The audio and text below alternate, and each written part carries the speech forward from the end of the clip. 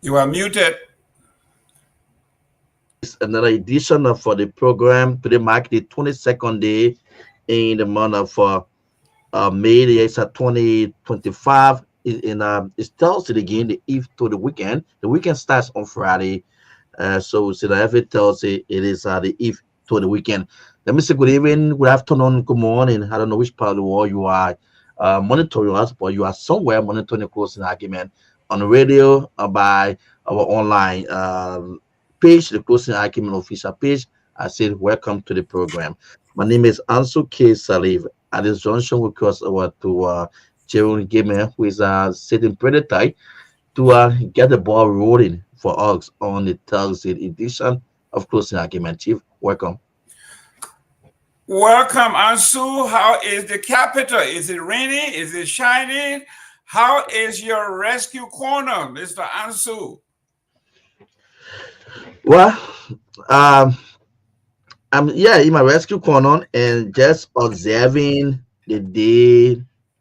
Just we are now experiencing the weather. It's a little bit cold out there, and the wind just off and on. Uh, the day will start sometime in a very sunny mood. Yeah, when in the middle of the day, the weather will change, and the closing up for the day. That now, as I'm speaking, we have a very dark weather here in Painesville. Maybe the next few minutes, maybe later on in the middle of the night, we will experience rain. But I just how the weather look like. As for my activities, good year, we just been around, finding all the information, all the activities running by our rescue government. So good to be here again, man. Let me say that good afternoon or good morning to your end. Thank you very much. I am Jerome Gamer, your boy from Bassa, sitting in for the chief. I am actually transmitting from Florida. We have a cool 90-degree weather here today and cloudy with possibility of rain. Great news from our state here. I know those of you who like sports. I can see here we got True FM 96.1, and then we got Sports FM 96.9. So, ladies and gentlemen, we are telling you that if you want to tune in to get a news, a reliable news, professional news, you got Ansu Salif here, you got myself here. But before we do, go ahead and share the show. Follow us, like us on Facebook, The True Breakfast Show, Rare TV, True FM, and you can also subscribe to be our guests of our friend on YouTube channel, our True Breakfast Show, and Rare TV 3. Once you do these things, you are a friend of the show and you will follow us whenever there's breaking news. You will be the first to know. Ansu, I don't want to jump the gun here, but can you tell us how many counties that are actually tuning into us here so the folks can know that we are not just Monrovia based.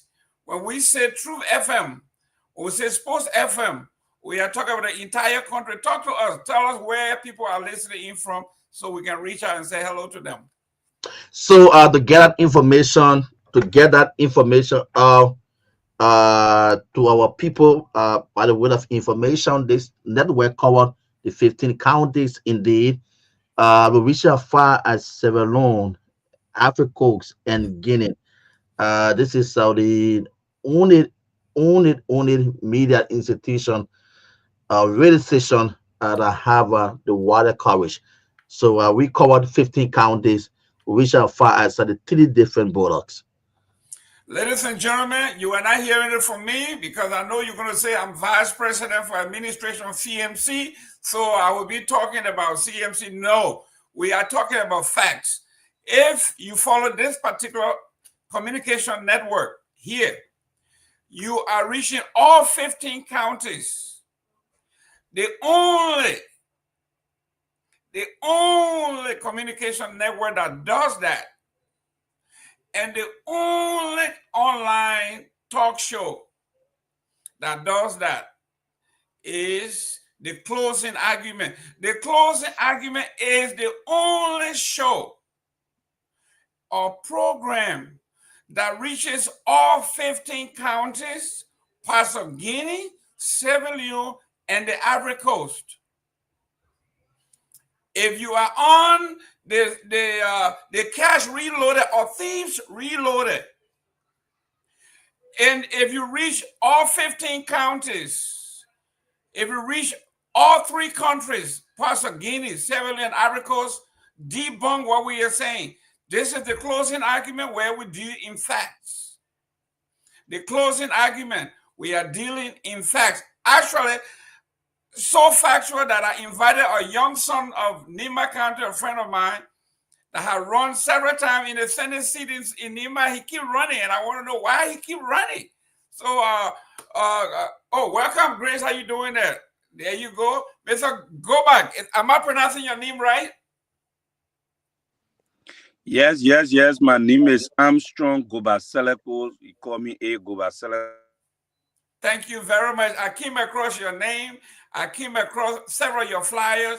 I called a few folks in Nima. They say you ran twice for the senatorial seat and lost. So I want you to come and talk to us about Nima politics. Let's break it down. And I'm glad that you accepted. Where are you tuning in from? I'm currently in Sannikule City, where I live with my family, and I've been in Sannikule for a long period of time. And I born in Nima, went to school in Monrovia, and then returned.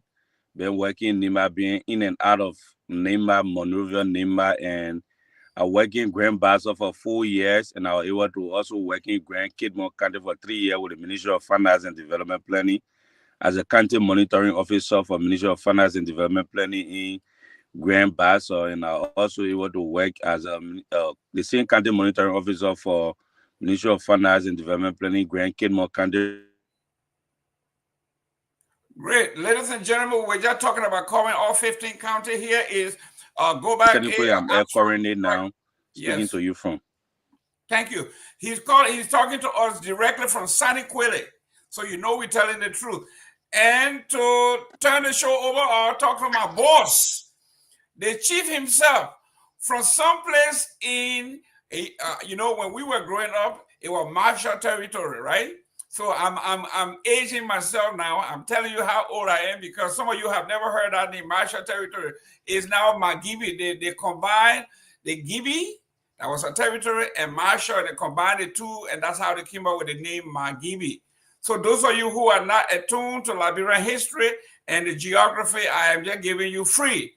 Tomalin George is going to send you the bill later on, but that's a free history lesson. Welcome to the show, Tomalin, Honorable George, the chief. Yeah, Mr. Gilman, it's good to see you, man, and good to see you.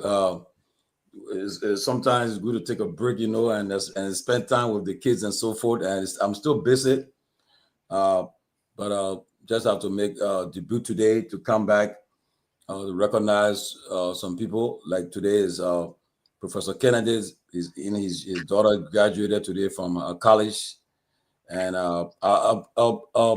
Ansu. Can you please put a picture up, Professor Kennedy's daughter's picture up? I sent it in the graduation clothes. And let me welcome Mr. A. Goback Selekpo. I hope I got your name right. Yes, Goback Selekpo. Yeah, A. Goback Selekpo. It's good to see you. I'm happy that you in Nima County tonight, where you are live from Nima. A lot is happening in our country. It's good to continue the conversation, the national conversation that's presently on. All I can tell people right now is that if you are still thinking that Liberia will transform under the leadership that they have had, they're wasting their time. I do not see it happening. It may not happen in our age, in our time, but if we're serious, we can ensure that 2029 be a different time in Liberia. We can take it serious and take that and go for that drive to make sure that we don't continue with the same path we have been on for the last couple of years. I don't think Liberia deserves that. We're in trying times, and if we ever think that people are serious, they're making mistakes. They're not serious to move their country forward. We got to look somewhere new. Look for new alternatives. We cannot continue the same path. Right now, you see CDC and UP fighting on Facebook every day. That's what they're doing right now. My project, your project, this one happening. I started one. and that's how they're going to continue. And I don't think Liberia deserves that right now, honestly. And you see what happened. The class reloaded. I mean, this what we call a blatant disrespect to the people of Liberia. You're taking our taxpayer money to go and say you come to showcase when we know very well you are there buying views with the people taxpayer money to either your thousands people watching you guys and no. Who take that kind of show serious? One of the supporters will go there. One of the supporters will go on that show because they will tell them what they want to hear. Okay? And they're all there, they're all there, but it will backfire in their faces soon, you know, because they are there to just preach their own propaganda to tell people what they are doing, what they are not doing.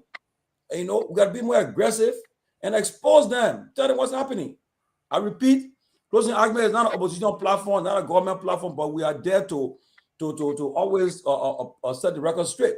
We're not continuing to allow them to just they come up with lies and so forth to change the narrative. No, well, be serious with them, you know. So I'm happy that Mr. Gamer, I want to say thanks a lot, man. I appreciate you so much. I don't know what would have been with Closing Argument if you had not been around, but I want to say we really appreciate you. I have no words to say, but at the due time, you will get your flowers, you know. But you have done well to keep the show going and always on time and always prepared. You're the most dressed candidate talk show host in the whole country right now. I see no talk show that come close to you when it comes to the dressing when you appear on the platform. And you see, I see the mad mathematician. Yeah, so I gotta be careful to do with my statistics. Kehleboe Gongloe. Yes. Yeah, this great son of Nima County is also here tonight. And want to say, guys, let's have fun. Tomorrow we have Liberia's most popular talk show host, former talk show host, one of the most popular political commentators in our time, the great Henry Pedro Costa will be our guest tomorrow here. Good. We'll be going all out. We'll be doing everything all out and see what happens. But tomorrow Costa will be our guest and we'll be engaging Costa for 2 hours at least and so forth. But it's a pleasure to be back on the show. And Mr. Selekpo, it's a pleasure to have you. We pray that the people don't, when you start talking today, I know you're going to talk, but when you start talking, they don't shut your system down. I sent him something that we want to talk about. I told him we are here to listen and watch. Yeah, but Chief, let me tell you what I sent him. Hopefully, I'm not ambushing him. I told him to come and talk about the reconciliation and the roadmap. I told him to come and talk about the assessment of the current county administration work. Hopefully, they don't kick you out tonight. And number 3, environmental works and the new agreement, hopefully, because I'm in Bassa. Whatever happens in Nima hurt us in Bassa, so I want to talk about that. The other reports and resources collected from the scraps are being sold in Nima and Bassa. Got you? Yes, we want to compare Koga and PYJ. I want you to compare the two. I know it's tough, but I want you to compare those two and see how it goes. And then number 6 here, I told you, if you want to, Nima chances of producing a president. Oh, that one there by Tomalin George. I took the one from Prince Johnson's mouth where he said, the old man, the old man, if something happened to the old man, Jeremiah Kuhn will be president. So now that Jeremiah Kuhn has arrived, we want to talk about that. We want to see what is the chances of Nima producing a president. Mr. George, that one there, I'm going to leave it with you because you are insider. So we're all putting the rope around your neck. You got to, at the end of this thing, you got to tell me what you think. Listen, I like Jeremiah Kuhn. Okay? You know, my name is Bagime. That's a Nima name. People don't know. So we're going to talk about that. But there are people who really think that it's Nima's turn to produce the next president. So we're going to look at the how they used to say in the boxing ring, Muhammad. Let's go to the tip, the measurement. Let's see how he fit in. What do you think, Chief? You think it's Nima's turn? Guys, share the show. Well, I can tell you. I'll tell you this though. For me, I know personally, I will have a candidate in the race in 2029. I will have a candidate. I will have a candidate in the race. Gentlemen, Breaking news! Breaking news! Oh yeah, I Breaking will have a news candidate in the here. race. I will support somebody in the race 2029. I will not be a spectator. I will not be on the sidelines. I will be involved. We'll definitely support someone.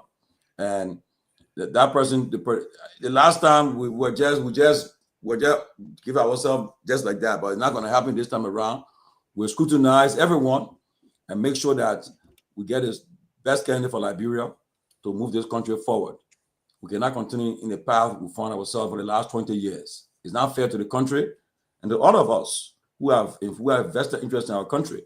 All of us on the platform right now, I've spoken to all you guys already, so I know Kehleboe has investments in Liberia. Gamer has investment in Liberia. Myself too. We all have investment there, and it's not just investment that small money. It's a lot of money being invested in the country, but just that again, because of our country's nature.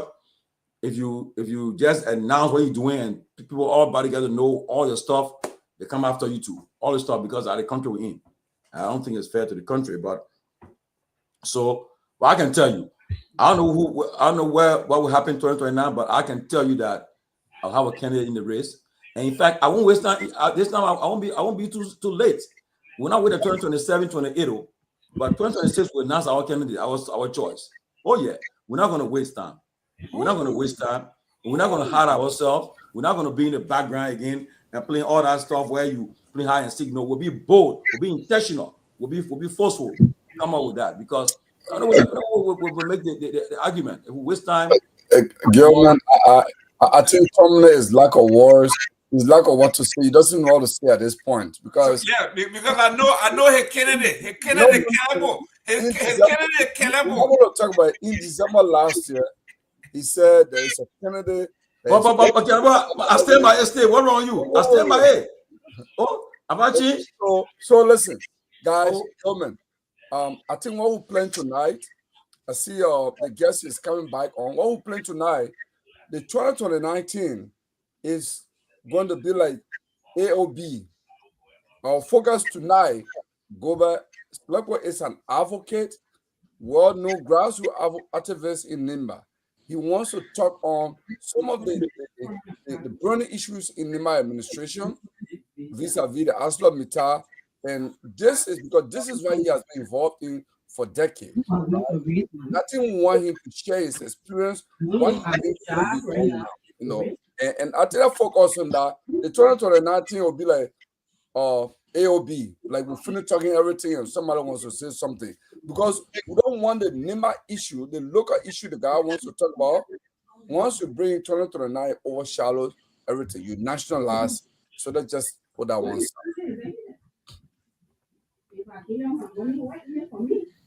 I think you need to mute. Yeah, you go. Her wife talking. Yeah, she monitors him. Make His sure wife was my classmate in St. Mary's. So we sat in class from 10th grade to 12th grade. So I know. They didn't tell you in St. Mary's what she stayed doing. She was trained by the best Catholic folks. Ladies and gentlemen, let me reintroduce the show. Welcome to another edition of The Closing Argument. Today is Thursday. Today is actually the 22nd of May, and we are glad to have some of the best minds in the Republic of Liberia on issues. I know at the end we will wind up with national issue. We'll come back to the presidential thing that some people don't want to talk about. But when we are dissecting and talking about the chances of Nimba producing a president 2029 or in the foreseeable future, we have to talk about national issues. So here we are. We're going to be talking about beyond talking to Mr. Kehleboe. We're going to be talking about the asset recovery debacle that we are talking about. It has reappeared. It has resurfaced. We are going to be talking about the Club World Cup being hosted in my own place, Miami. Not the Miami in Monrovia now. The Miami in Florida. We are going to be hosting the Club World Cup. Soccer team from all over the world will be competing. 63 teams will be converging on Miami, and it's going to be a festive time. They just published the teams. I'm going to go through them to see whether we have any team from Africa there. Then we have for you, Mr. Nambe, some folks in the Catholic Church are boycotting the Catholic Church after the Pope, Leo the Lion, said that marriage is between a man and a woman. And it's a bombshell. Most of the folks who were hailing the former Pope, they are now getting upset because this man has gone back to the roots of conservatism. Church says marriage is between a man and a woman, and case closed. So some people are boycotting. The headline today in Liberia, front page Africa, I think Kehleboe is going to speak today later on. The Liberian government is selling jobs. Basically, the Cooper Crew is selling permits. Up to now, he has sold 8,000 permits to foreigners for jobs that Liberians could do, like driving, cleaning, cooking, you name it. If there's a source of revenue while Liberians are suffering, you are giving 8,000 jobs that Liberians could do to foreigners. And finally, George Weah versus the people of Grand Jita. The folk of Grand Jita are mad, and they are saddened that they were forsaken by President Weah, who President Doe did so much for. They said he abandoned the family, abandoned Mrs. Doe, and Mrs. Doe died as a bitter woman, and nothing George Weah can do to actually remedy that. So here we are, ladies and gentlemen. Share the show, get involved. We'll read your name, we'll read your comment. We are coming to you live here from Florida, but we got True FM 96.1 and Sports FM 96.9. You just heard we are the only station that reaches all 15 counties, part of Guinea, Sierra Leone, and the Ivory Coast. So welcome to the show. Share the show. Let me reintroduce our guest. I got Victor Namwe here, and I got a Mav Genius Kehleboe Gongloe. And our guest today would be Mr. Armstrong. Armstrong is a candidate, twice defeated candidate for Nyenwolo County, but understands the subject. So we are going to be going through a lot of stuff today that has to do with Nyenwolo County. We're going to be talking about the peace, reconciliation, the roadmap post-election. We're going to be talking about assessment of the current county administration works. We're going to be talking about settlement works, the new agreement, the audit report, and resources collected from the scraps, comparing Koga and Prince Wild Johnson, expected performance, and then finally, Nyenwolo chances of producing a president. So here we go. His name is Armstrong Gobak Selekpo, an activist, two-time defeated senatorial candidate 2023 and 2024, and he's presently served as advisor to Koga. So this man has a lot of information, and we're going to be digging. I told him for him to appear here, it is no hold bar. We're going to ask any question. We're going to discuss in detail, but we're going to limit it in scope so we can dig deeper in Nyenwolo. Welcome, Victor. How you doing there, sir? Hey, Jerome. It's good to be here. How are you, Kehleboe? How you doing? And let me also greet our guest, even though he's still in and out. Let me also say welcome to our viewers, and I urge you to please share the show, invite a friend, and join us. Chime in. I hope we'll have some time to take some calls today, Jerome. We haven't done that in a while, so that we can make the show a little bit more interactive. So let's. I hope we'll do that. I want to say a special welcome to Martin Willie. I've seen him here a couple of times. He's tuning all the way from South Korea, I believe. So Martin, welcome and thank you for joining us. And before I go to Mr. Gongloe, in my hometown, Etala Metal still restores bridge to connect communities. Etala Metal Liberia has officially rehabilitated and dedicated a bridge in Buchanan, kilometer 2.5 overhead bridge in Grand Bassa County, a major infrastructure milestone that strengthens. You right, sleepy? You sleepy? Hey. All right. Is that Selekpo? You got to mute when you back there. Your wife said she's not sleeping yet, so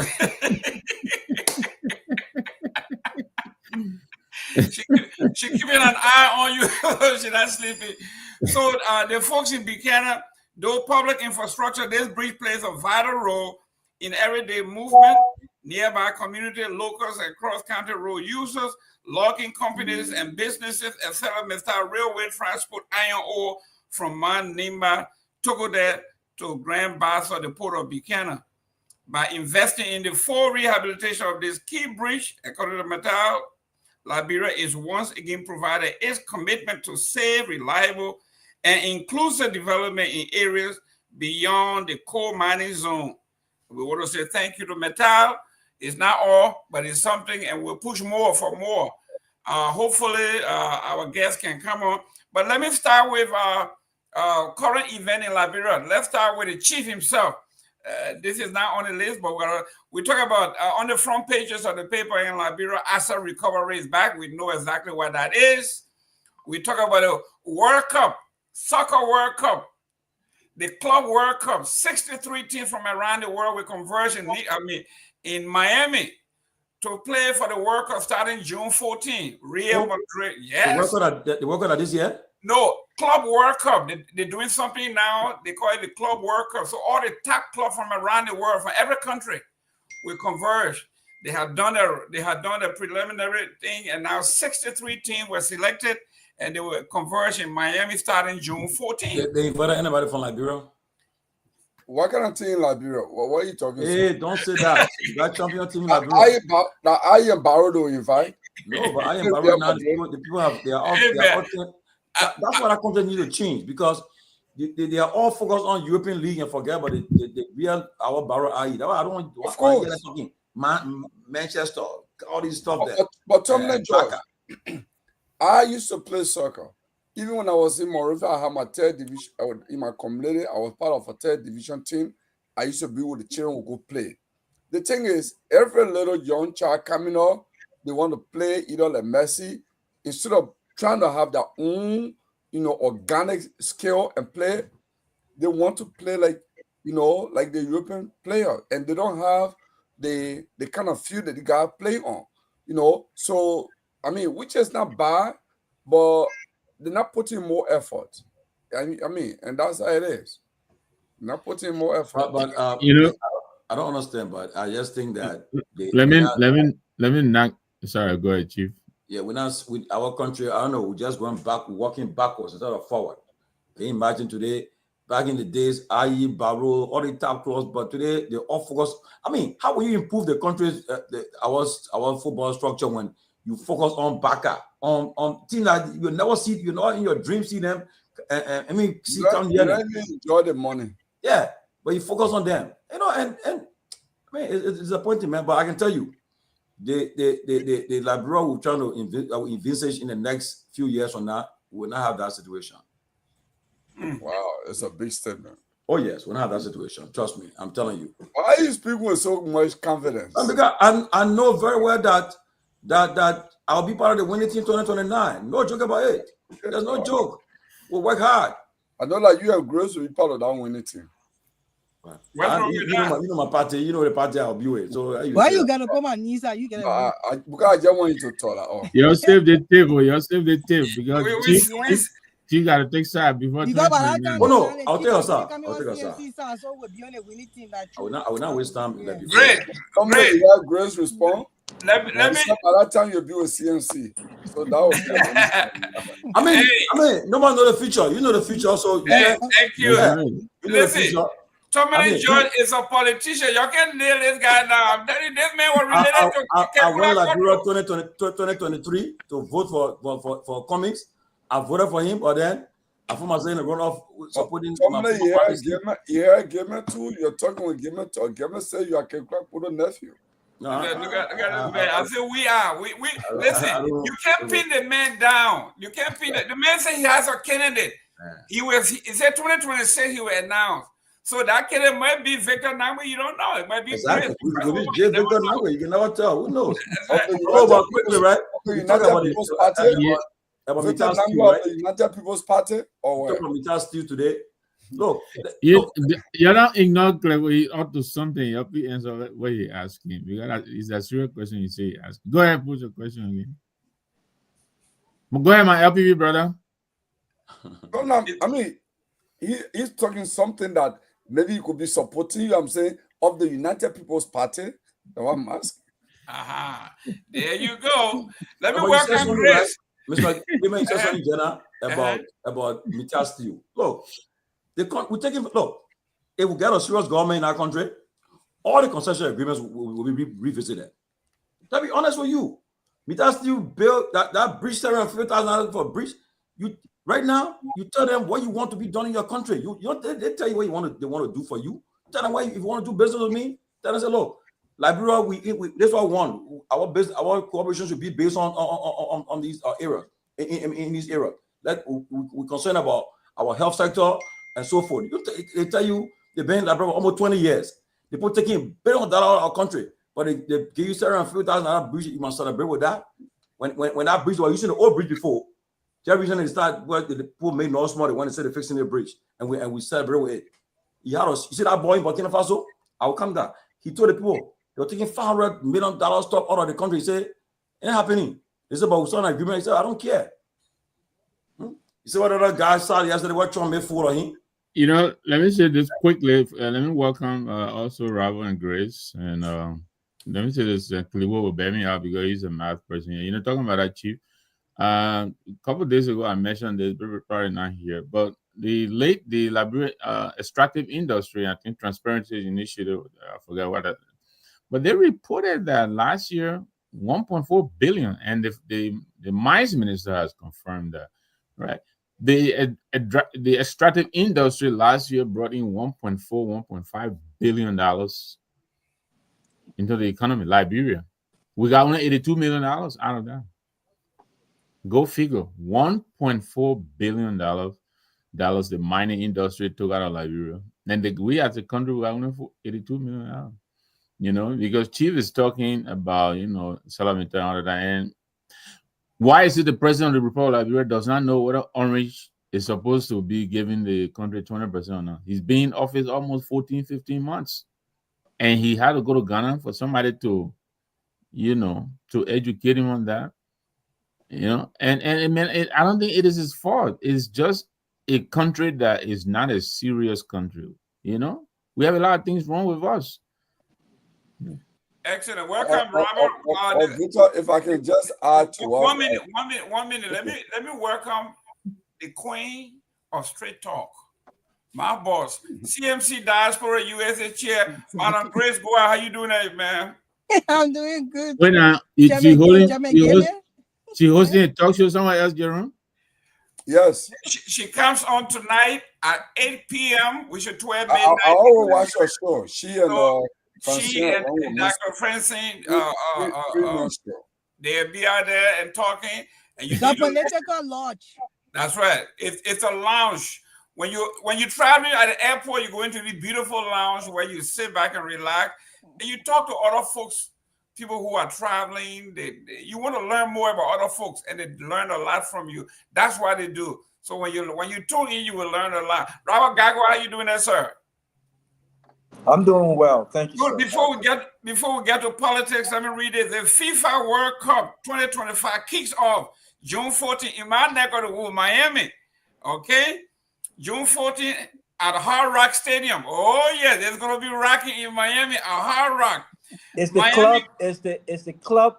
It's the FIFA Club World Cup.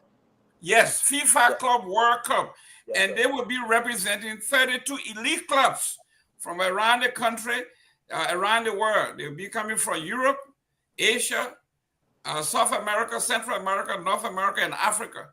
So they got an African team here. I think they're from Morocco. They're from Egypt. Egypt, yeah, they will be representing Africa there. So it's going to be tough. It's going to be rough starting June 14th. So, ladies and gentlemen, AC Miami, represented by Messi, will be representing the United States of America against Madrid.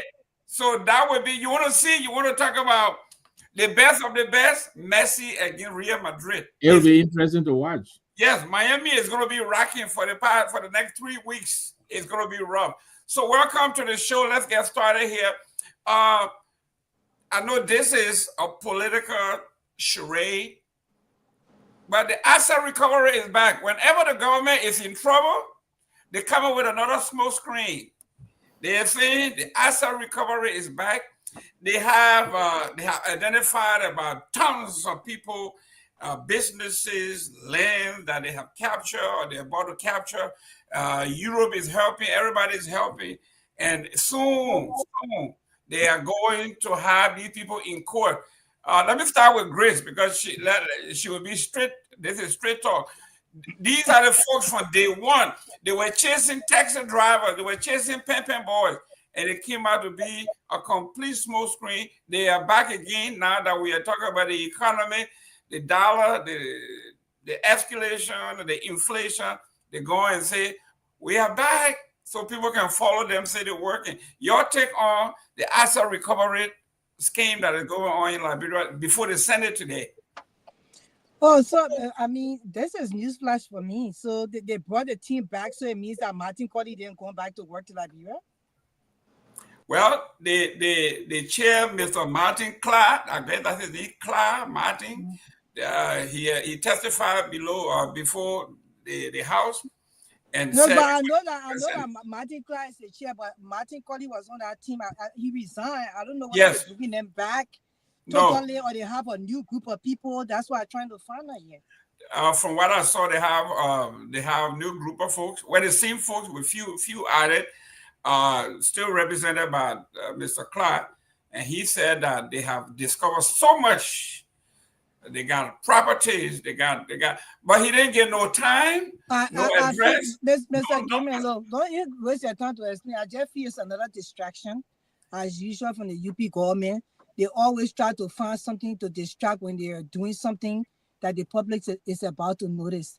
But it's sad for us to see them with this whole assets recovery team coming back. Because we thought this team was resolved. So we thought they were dissolved, actually. We didn't know that they're bringing the team back to do asset recovery. So for me, I will watch to see what happened. I wanted to speak on something that Mr. Nangwe said. He said that he was surprised that the president never knew about the MTN, whatsoever, the processes with the MTN and how much money they are being taken from the Liberian pocket and stuff like that. The president, I agree with you to be surprised. I'm myself surprised. As we always say here, this president has been in power, vice president, he was in the know.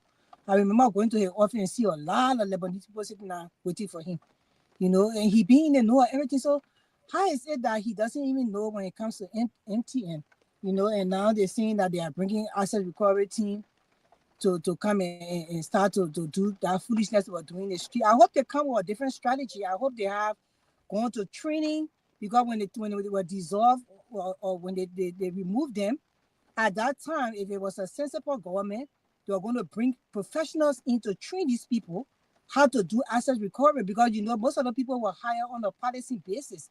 So they didn't even know what they were doing, because asset recovery is supposed to have people who really know about that particular work, that have experience in it.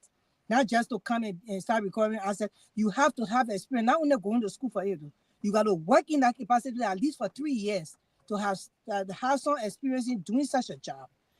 Or if they hire you, at least the front people should know what they're doing, and then the other people coming in should be trained properly to do the job. So we hope the time they were not seen on the streets, they were being trained, and now they're coming with very good strategy on how to do this asset recovery.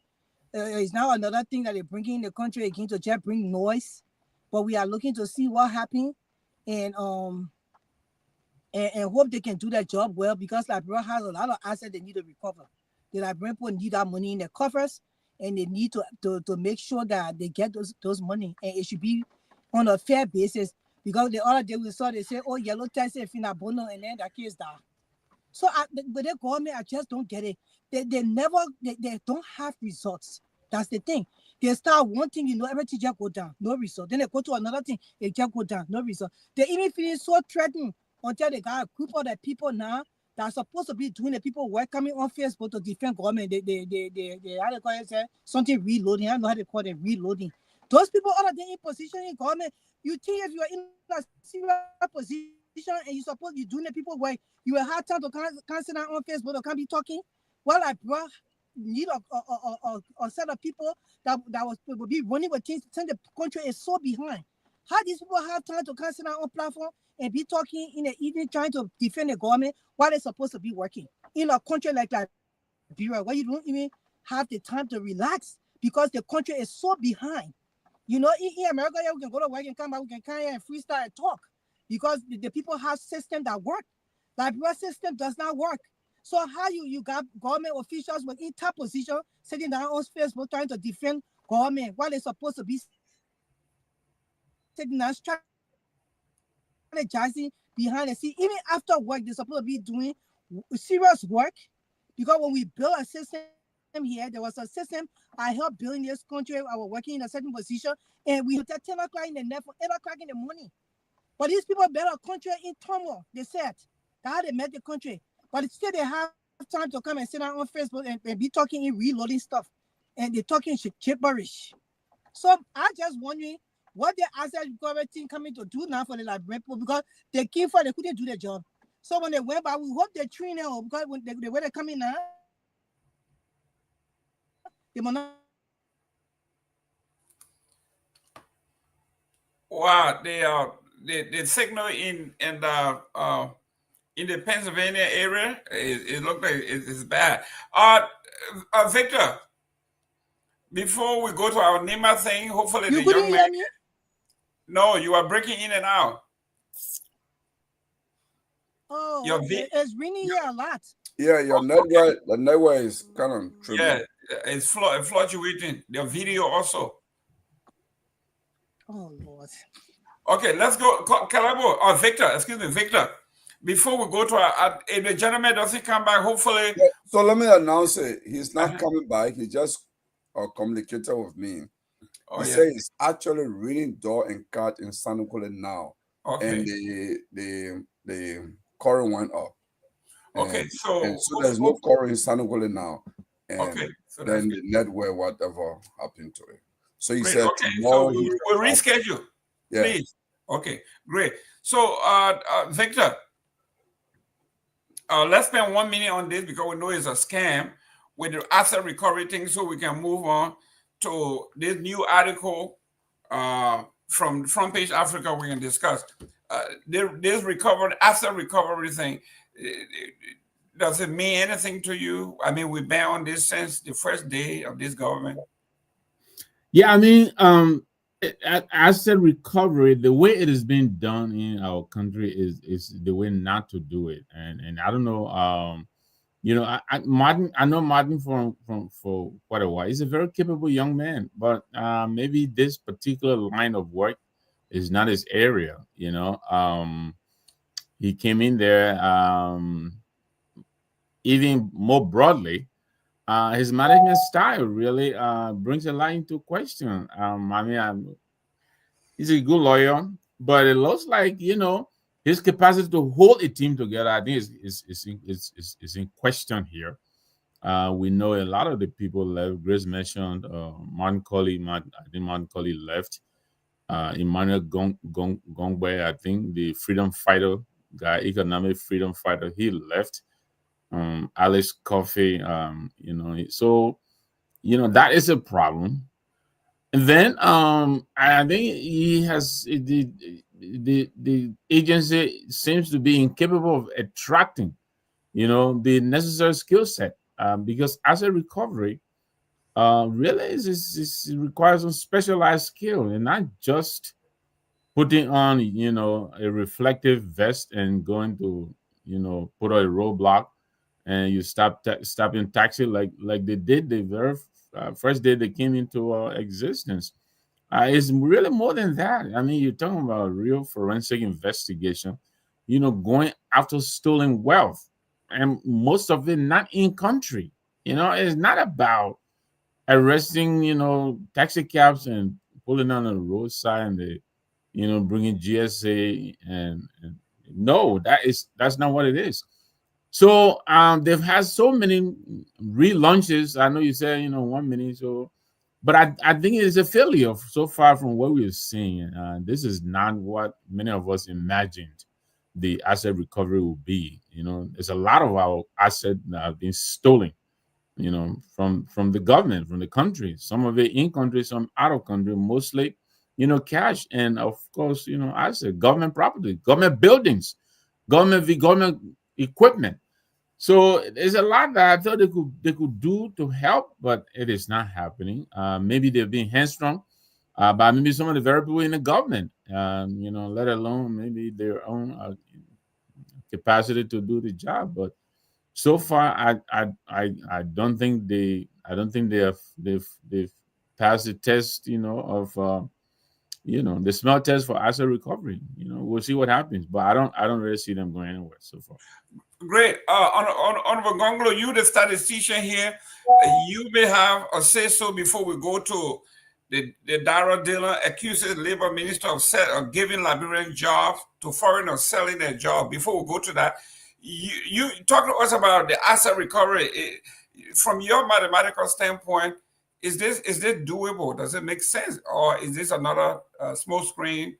Because the dollar is depreciating. I mean, the Liberian dollar is depreciating, so they want to change the topic. Well, yeah, what I would say before I speak to that issue, let me just quickly make a passing comment on Mr. Nangwe's initial statement about President Bouaka not knowing about the NTN situation vis-a-vis the Minister of Lands, Mines, and Energy pronouncement. The Minister of Lands, Mines, and Energy actually said $1.5 billion. But I think the way Mr. Nangwe talk about it, like the generator, it may convey the notion like maybe Liberia did this, but actually that's what went out of the country. Liberia lost $1.5 billion in that way. He actually said $1.5 billion. I listened to that statement. The problem with the mining sector, I work closely with the what are they called them? RTMs, Interministerial Technical Committee. I was like secretary to that committee for like 5 years. So I got a little bit of knowledge on how the concession process works. I think we have a regime in Liberia that makes a country to lose in any given situation, because the way it works is like the company pays royalties to the government, and they take the ore or whatever mineral out of the country, they go sell, because all these companies, they have a Liberian component. It's like ArcelorMittal Liberia, and the government is a shareholder in that ArcelorMittal Liberia. And when they make profit, then they share dividend with the government. But because ArcelorMittal sells to itself, they sell to ArcelorMittal Liberia, sell to ArcelorMittal UK. So they always declare loss. So they don't pay dividend. It was like that even with Lanco. This is how the country has been losing, because we are not smart people, and not that people in the government don't know that. So when they declare the royalty, it's little or nothing.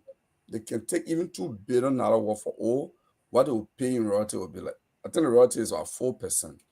And there was this argument whether you pay at FOB or after sale, and they always declare loss because they're selling to themselves, So I think what other African countries are doing, like Zambia, Burkina Faso, other countries are doing is they are going with volume sale, that you take the ore or you take the mineral at the point that you're going to export it. If it is 1.5 billion ton or 1 metric ton, or if it is like, 10 million metric ton, they will charge you the appropriate taxes on the basis of that volume. You take it out now to the world market if the price drop, and the charge is based on the volume. So if it drop, it's not a government business. The government does not lose. You taking it out of the sale, you will lose. If you don't like it, processing in the country. That's what other countries are doing. I think Liberia is thinking about doing that. I don't know how fast it will move with it. So I wanted to make that comment. But the thing about the legal, I spoke to 2 lawyers today, and I come from a legal family. 2 of my brothers are counsel at law, Councillor Kehleboe Gongloe and Councillor Tomalin Gongloe, and they are very good lawyers. But I didn't speak to them. I spoke to different lawyers. And what they said, what these two lawyers said to me that I spoke to today, said to me was that the asset recovery process as the coroner proceeding with it is wrong. Because under every jurisdiction got a different process. Under Liberian law, before you see somebody assets, you must go to court and secure a conviction. That asset must be a proceed of crime. But as it is, like Grace or Ra, it's not a proceed of crime. You never convicted the person. You can't just go grab somebody and say, we are seizing it. You must secure a conviction. You see, so the way Clark Martin is a lawyer, but I think you're going about it with two things in mind. Politics and maybe a publicity stunt, to say, oh, I'm a hero. I'm doing this. People see I'm doing this. But if you have to go to court with that approach, you'll lose because there's no conviction on anybody. The court has not convicted. You must take the person to court, and then when he's convicted, you seize the assets. You can't go seize the asset before you go to court. So I mean, those lawyers spoke to me on this. I think that's for me. That's my concern. And let's face a fact. I'll end on this. Let's face a fact. Clark Martin has some credibility issue. I mean, I can say this for free. Being ready to, face any legal replication, not closing argument. Even with the National Bar Association, even among his professional colleagues, I think the integrity rating of Clark Martin is low among his peers. And this is not the first time he has been around asset recovery. When Serena Seaford, the former Solicitor General, was involved in asset recovery team during George Weah time, Clark Martin was one of his partners, was one of the lawyers working with him. Okay, so they always have the thing of bringing European bar. We have got this. It's a fake thing. I follow that. Oh, we are member of the European bar. We are this. We are that. That's not how it works. You can go even get Russian lawyer or American lawyer. That's not how it works. Okay, so, but I think the government has not found the real message. Recovering assets is good because if people steal public funds, enrich themselves, I'm for it. I'm one, in fact, Councillor Gongloe spoke about this many times, that he would like to go and make people who are living large, former government officials, they must come down to the street level so that when people see them picking papers in the street, they'll know that when you go in public service, you don't steal. Don't steal the people money. Okay? But let's do it in a way, in a way that is appropriate, legally appropriate, preserving the constitutional rights of those accused. And I think that's what we should do. Thank you. Chief George, today, before the plenary, we heard the same thing regurgitated. We got the asset. We know where they are. We know who these people are. We have identified homes, bank account, land, and all that stuff. It's just a matter of time before we take them to court. Is this another smoke screen? Because we're talking about the economy, we're talking about the inflation, we're talking about the dollar, we're talking about, it is another feeding red meat to their base?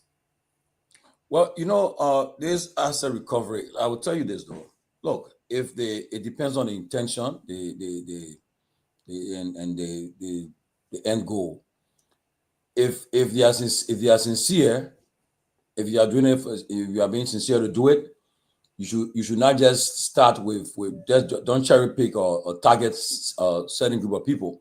You should do across the board, okay? Because there are some folks that served in the first government of the first UP government back in the day when President Garguah was vice president, that their wealth should be questioned. I mean, some of them today they are working with ArcelorMittal. One of the reasons why that company is strong. You got people in the government. Don't forget our former Chief Justice is there. Where he on a board. Okay, that one got that so the company is very strong. So you should go after don't just cherry pick and target the CDC folks. Do it across the board. Say, look, all those who have gotten ill-gotten wealth, that's what we're going to go after. We're going to go after you. We're going to check how you accumulate this wealth. And that's why I think when Councillor Gongloe was running, he said something. He said, you're gonna do what he called how do you call it? Lifestyle audit. Lifestyle audit. Because honestly, you see people here anymore just the other few days, like some of the guys right now in government right now, right? We were just a few months ago, we were at high table in Maryland, eating dumbo and drinking beer there. Some of them now you see they think they're doing like brother. You say, but how so quick? We all just had a few days. Okay, but now they have these are you question them, you gotta question them. Say, but when you clear your asset, you say you had this amount. How come now we see structure you putting up already? And that's why I will end on this. Look, my ladies and gentlemen, the problem is that look, our folks, they just pray to get the opportunity to do the same thing other people did before. That's all they pray for. All this happen. Because as soon as they get a position, you see the whole thing, the whole lifestyle change. Now, why you think today our friends call it the reclass, class reload, what do you call it? Cash reload. Some people call it catch reload. Yeah. I think I need. Why think they at this early stage in the second year? Why think they do what they do right now? Because they know that it's not easy. If they don't fight right now, you know what? The road ahead will be tougher for them. Okay, their major one of the major supporters, Stenton, my brother Stenton, just now they saw Stenton going after them like aggressively, and they said, no, we got to fight back. Because his sister not did it to CDC, and we joined to do the CDC. So now we're not going to sit down and let it happen. Okay, so now they're fighting back. But because why? They are defending what they are doing. So the asset recovery is a good idea, but do not cherry pick and don't target certain people. Then you won't succeed. And that's the problem I got with them. But I know Clan Martin very well. I know him very well. But he's somebody who honestly against some they pass because he had a problem with the CDC government when they tried to remove him. He was going after the minister. Sending minister in the weird government. When they ordered them, he wanted to go after to arrest them. But then just the minister and the president know how the political work to gain that support. So the problem started. They tried to remove him from there. He and them went on a side. But I just hope he's not doing it now. What happened before between him and we are them to be vindictive and do a vendetta. I hope not what he's trying to do, but that's what happened. But I don't think the way they're going, they will succeed if they want to target certain people. Robert Garguah, welcome. Let me preface this. 1979, after the riot, I think Honorable Nabe can bear this, and the Gongloe is here. The folks, the Brownell Commission said, if we really want to get to the bottom of Liberia's issue, we should not want to start from 1979. We should go all the way back. And some people said, no, we want to start from 1979 because actually what they were going after Bacchus Matthews. Basically, that's what it was.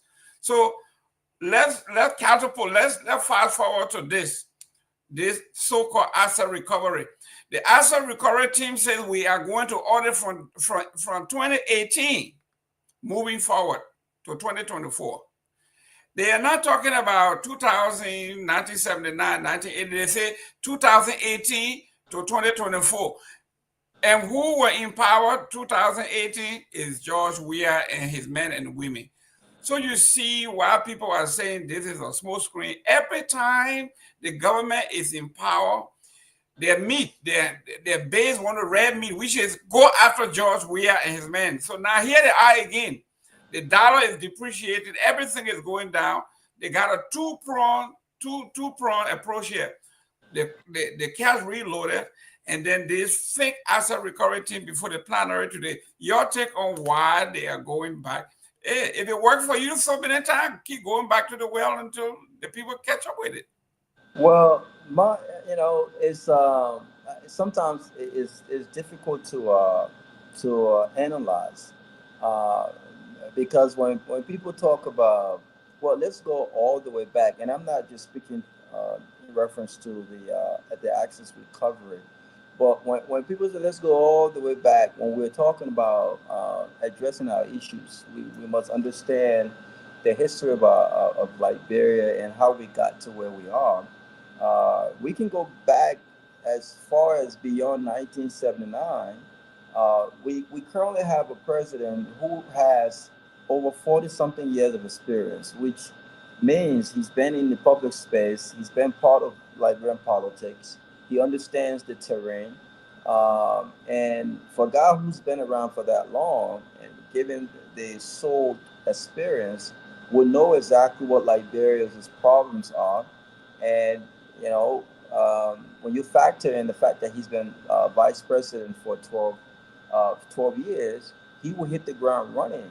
Well, look at look at where we find ourselves right now. So, my perspective on this whole idea that we must go all the way back when it comes to what do we need in this century, in the 21st century, to address Liberia's problem, I think it's one that's proved to not be logical. But with regards to the access recovery, we've said from the genesis of this recovery process is that if the intention of the recovery process is to witch hunt, then what you will get back is little or nothing.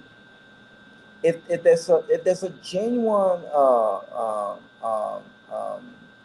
intent to send a message that if you stole what did not belong to you, that if you took from the people what is not yours, not only will we recover them legally, but you will be held accountable for that action. And we will not cherry pick, where the facts lead. Obviously, the Unity Party is trying to formulate a message when it comes to recovering stolen goods and stolen properties, when in fact they are an integral part of what needs to be recovered and what has been stolen from the Liberian people. You can't be the judge and jury at the same time, especially when you are, in many cases implicated, right? And so the debt won't go further. They would not go beyond 2018, because if we went back to 2005, all the way to where we find ourselves now, then you will notice how bad of Unity Party is. Unity Party, I've said this before George Weah took power. The difference between Unity Party and the CDC is that no official of the Unity Party government will be heard on tape indirectly implicating themselves, like you heard the then Minister of State, right? Making this assertion that even if we are stealing and we decide to build mansions and build things and invest the money in the country, you're implicating yourself. And it's not a good justification. They won't do that. They are sophisticated enough to steal and also tell the Liberian people, no, what we have, we work for it. They're sophisticated enough to fill but control a narrative that says the opposite. They are sophisticated enough when it comes to what to propagate. And so this is what they've done well. It will make no sense for them to go back and impersonate themselves. This is the reason why they are not going back. Let's put it this way. That's why they're not going back. Now, is this going to work? Is Witch Hunt going to work? Is this access recovery team, are they going to succeed? Are they going to succeed in anything that they do? I don't think they're going to find anything. And I challenge them, in the interest of the Liberian people, if there anything that has been found, I want to know. Let them be very transparent in what has been found, what has been recovered, how much in thousands, how much in millions, how much in billions. We want to know. And not only should they share these informations, but let's see the facts. Let's see the facts. Let's see what they have in their possession to not only score political point, but to prosecute those who have been found to have stolen government properties, to have taken things that belong to the states and does not and don't belong to them. And I'll close on this note, again, man. When you have a bad record, it's almost like Stanton. You know, it's almost like Stanton. Stanton want to be the voice on moral things when it comes to corruption, fake degrees. He wants to be that voice, right? That sits on national radio and really speak on what is not right about these things, right? And everyone claps. But people who are serious-minded, people who have true respect and appreciation for morality, for integrity, they laughed at him. Because you can't tell me about me selling fake degree. You can't tell me about me acquiring fake degree when you are a convicted felon and you have yet to even serve your time because you sold fake degree as well. When you got rich at the detriment of an entire health system with no regards to what could potentially happen to civilians, right? And so it's hard to make that argument. It's hard to sit and say this is wrong. You cannot acquire fake degrees, sir. It's wrong. But in the back or internally, you can't confidently speak to these issues because you do not have any moral compass to do that. Because you yourself, you are not the messenger. So Unity Party can never, ever, in my opinion, is not gospel. But based on the facts, based on what we've seen, the Unity Party was one of the most corrupt administrations for 12 years. And the current president was an integral part of that administration. He did not resign. He was there for 12 years. He enjoyed the benefit of the massive corruption that occurred. And now he wants to create this assets recovery, and he does not have the guts to go back and say, you know what? I can prove to you that we didn't steal anything. And so we'll go as far back as 2005 and fast forward. They don't have that because they know what's going to come up. And so I don't see nothing's going to come out of this thing. I think this is an effort to resuscitate the access recovery after the blow of what happened. And I don't think they have the expertise based on those who've been assigned, who's been appointed to really uncover anything. Thank you. Grace, you start. Let's start the next one here. The front page of the paper today says, selling Liberian job to the aliens. And it reads dust. That's my prophet keyword, dust. It says here, according to Darius Dillon, the government will not fund vocational institutions. Our people get vocational skills, marketable job for market. Then we gave the job opportunity to non-Liberian because the government wants $1,000 per work permit. Some of the jobs they are giving to non-Liberian, they pay $2,000 to $3,000 a month.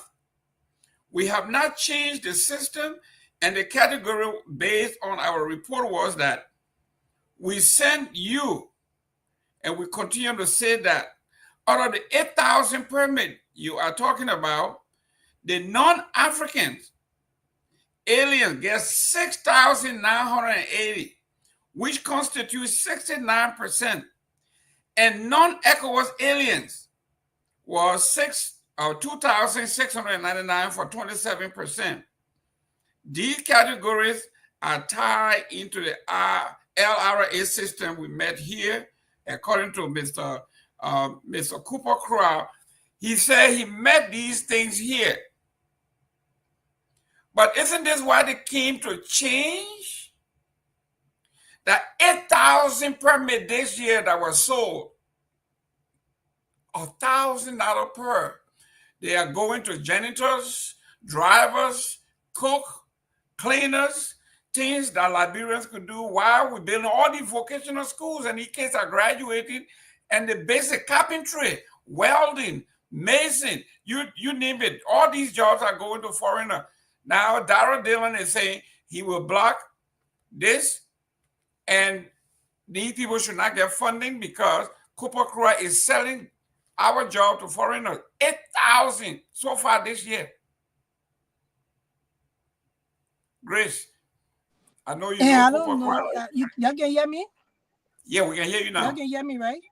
Yes. Okay.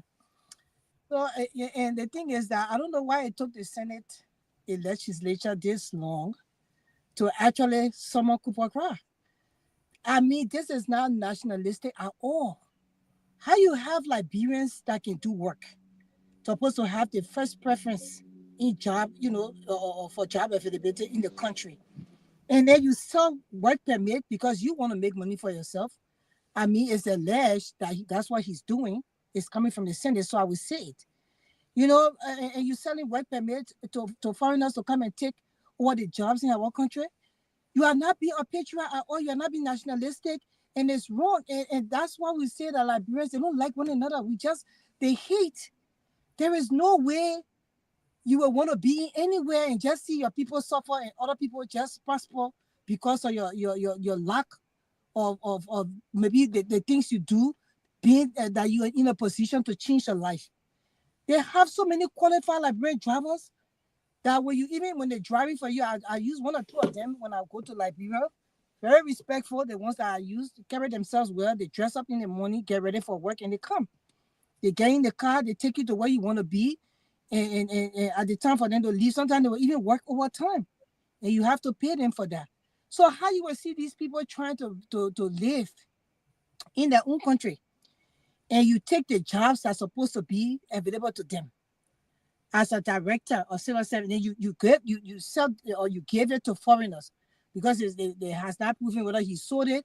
I think the investigation will be going on because the Senate has summoned him, and I think they said June 3rd is the time they will be having hearing to find out how he gave those jobs to these different foreigners that are working in this position. The thing's so funny. Do you know how it's hard to get a job in Ghana? You will never see all Liberians just work in the Ghanaian system, even in the private sector. Before I say the public sector, how you it's so hard when you go to Ghana to get a job. Look, except that somebody take your hand and carry you in their company and say, I brought the person here. The people will put their citizens first. You want to blame Ghanaians, or you can, but you can go ahead and blame them, but they're right because they're nationalistic. That's what's supposed to happen. Your people are supposed to come first. So our people, I mean, in all aspects, in all different ways, we show that we don't have loyalty to one another. Even in this country, you come here, the Liberians that can do certain work, the people trust them to do the work, and then they will start to mangle their own people. So most of the time you see Liberians want to go to somebody else because so you go get your information, they call in their friend, oh, the other person here, and just that. So I mean, I just bringing that up because there is no love there. I mean, we don't help one another. And it went back to our country that even the civil service director, he rather gave the permit to foreigners than to give it to the Liberian people to do the job. So let's see what happens. June 3rd, he's gonna be a question. They're gonna be questioning him in the Senate. Let's see what happens. Honorable Gongloe, the minister listed 8,000 jobs and gave the categories, but when they're asking for the job description, he had no clue. He said, we don't go by job description. We only take down the name and the job and the person, but we don't go what the person doing. We just sell the permit to them, and then they can do whatever job they want. Basically, that's what he was saying. Yes, thank you for that question. I watched him. I didn't watch him live, but I did listen to the minister. And I worked at the Ministry of Labor before. When I worked with Minister Samuel Kofi Woos, he actually appointed me to streamline the activities of the Eden, work permit, we call what, Eden registration unit. So when we took over in 2006, with the repeated, civil wars and transitional government, there was really nothing in the ministry. So what I did as the chair of and we used to call it the vetting committee, So as a chair of the vetting committee, I drafted a procedure based on the law, and we developed the form, the application form. And it is still at the ministerial level because I spoke to some people there. I mean, I know workers there. It is still the form. They just computerized it. It's now on a computer, but it used to be the hard copy people fill in. And they'll ask you for your qualification. Because the labor law says before the decent work bill, and this clause will carry over to decent work bill. It's very clear that if a foreigner apply for work, the Minister of Labor should actually establish that there is no, in fact, that company that applying for work permit on behalf of the employee, a company will apply for you on behalf of the employee. Most instances, it is a company applying, not the individual. The company should establish that they have looked around the country, that they don't find that skill, and now they are bringing a foreigner to take that job. That's what the law calls for. And so to operationalize that, we used to require 14 days of advertisement. You should show evidence that you've advertised this in the newspaper. And I must admit this, and I'm going to say something that I tried to do. Internally, there was an internal debate. When I was chair of the vetting committee, there was a series of applications because I was not a minister proper. So there was a series of applications under the Liberalization Act, because in the law itself, it recognizes the Liberalization Act. So the used clothes dealers, the used cars dealers, those who are into blood making, and I think some kind of construction, those are all businesses named on the 26 businesses set aside for under Liberians. So when I was chair of the vetting committee, I recommended to my bosses and all these people, because when you apply, I require them to show that business registration. So when you apply, you must show your business registration. Not just applying, I'm working for TNT days. You should. And this business registration through Commerce Ministry was showing that this business registration, some of them were registered, used cars, or used clothing, this and that, retail. And I went into the Liberalization Act, and I said, look, employment, business is a form of employment. So all the Lebanese people and Indians who are into this must be rejected. In fact, we recommend the Ministry of Justice to prosecute them because they've acquired this, they've registered a business that they shouldn't have registered. Whoever aided them to register is none of my business, but they should arrest them that they are in an industry they shouldn't be in, and they should be deported. That was my recommendation as a committee chair.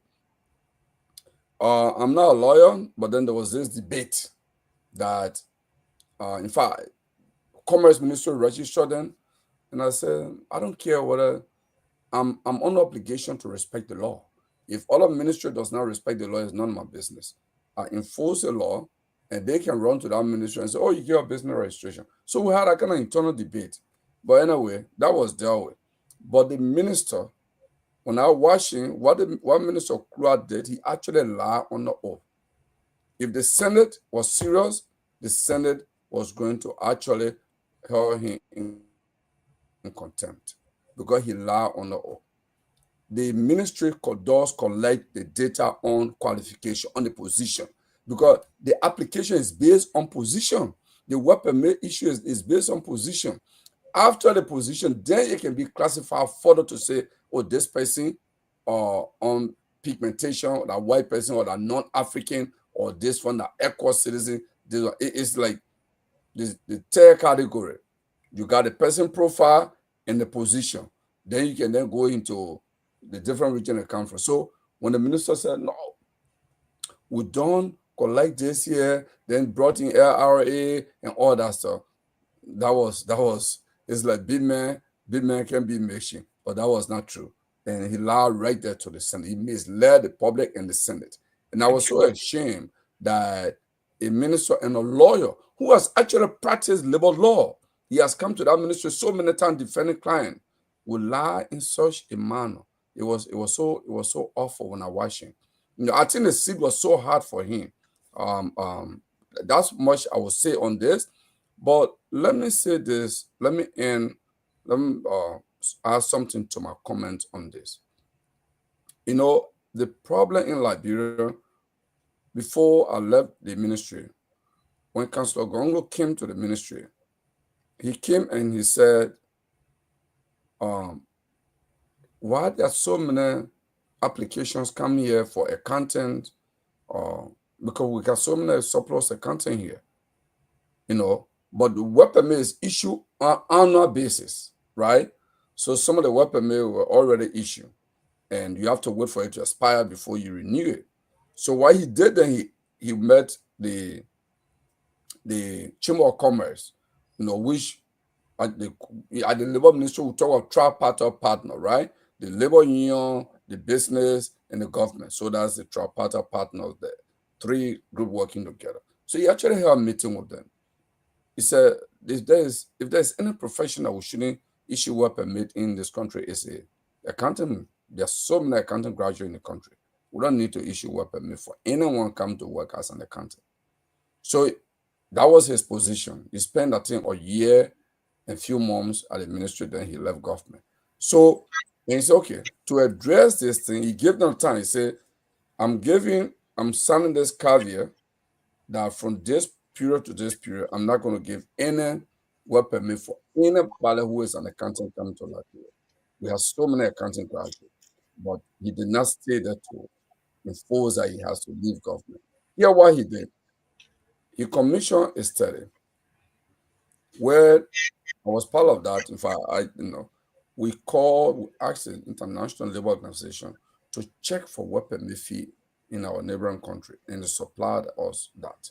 In Ghana, it's higher. In fact, in Nigeria, for foreigners to get work permit fee in Nigeria is more than $5,000.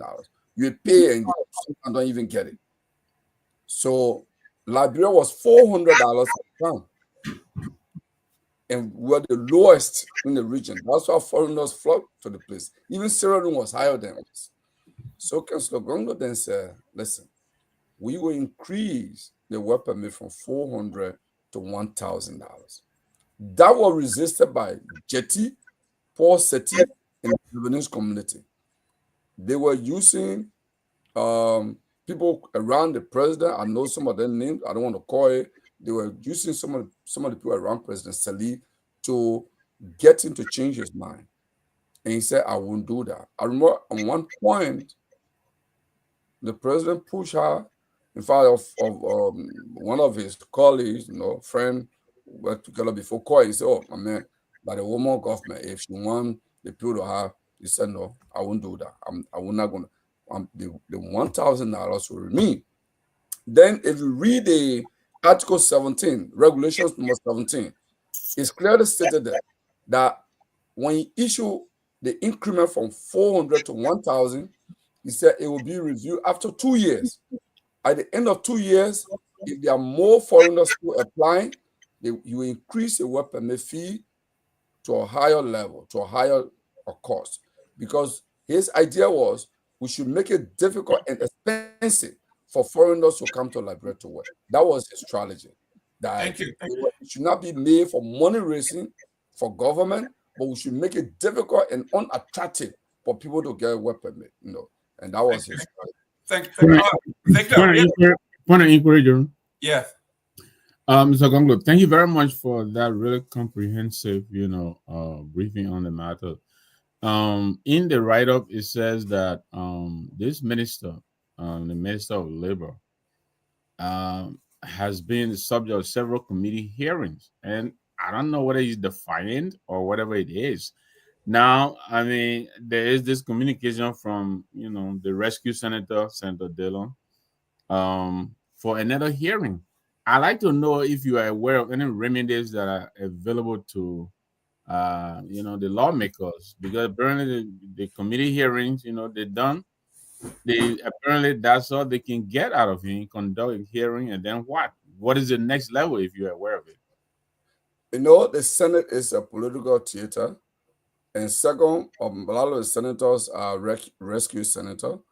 But if they're in a serious battle and they're not politicizing and grandstanding and getting publicity here, they will actually move. Because you listen to John Kanga, he said they've been on over 4 months. So they will actually, you can take me to the Ministry of Labor today. You give me 1 day, the information is there. It's in the computer. You give me 3 hours, I will provide that information because it's there. It's on the computer, right? To say you can provide, the reason why you can provide a position for which the work permit has been issued, it will be shameful when those positions are released to the public. So, oh, you giving it for even janitors? It will be shameful. That is the reason, okay? So, and the senators, I have no doubt they know it.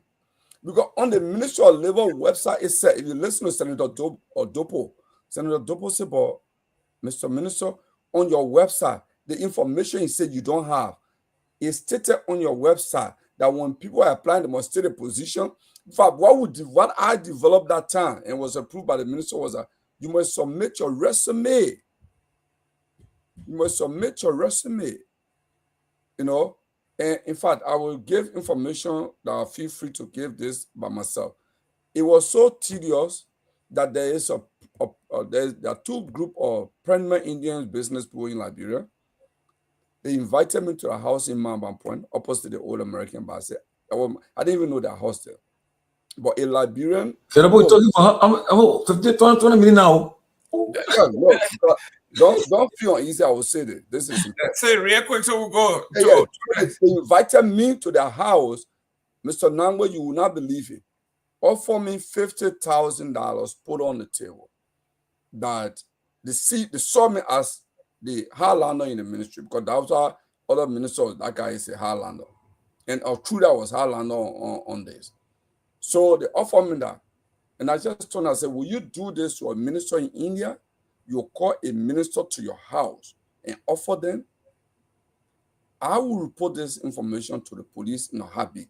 The only reason why I'm giving second thought is the lady who brought me here works for you, and that lady is like a big sister to me.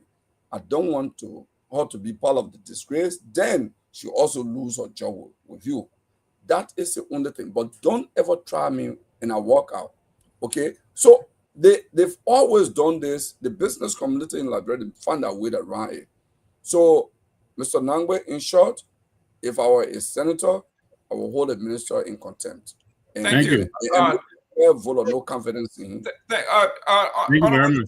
George, we have here the duplicity and the chicanery that's going. Here is Darius Dillon in public say he concerned about the Liberian people, their job and selling job. Then goes on the class reloaded and lie on and defend this government. I mean, how crazy can this be? There's a man, on Front Page Africa, and during the hearing, he's masquerading as a champion of the people. Then goes on class reloaded and defend this government.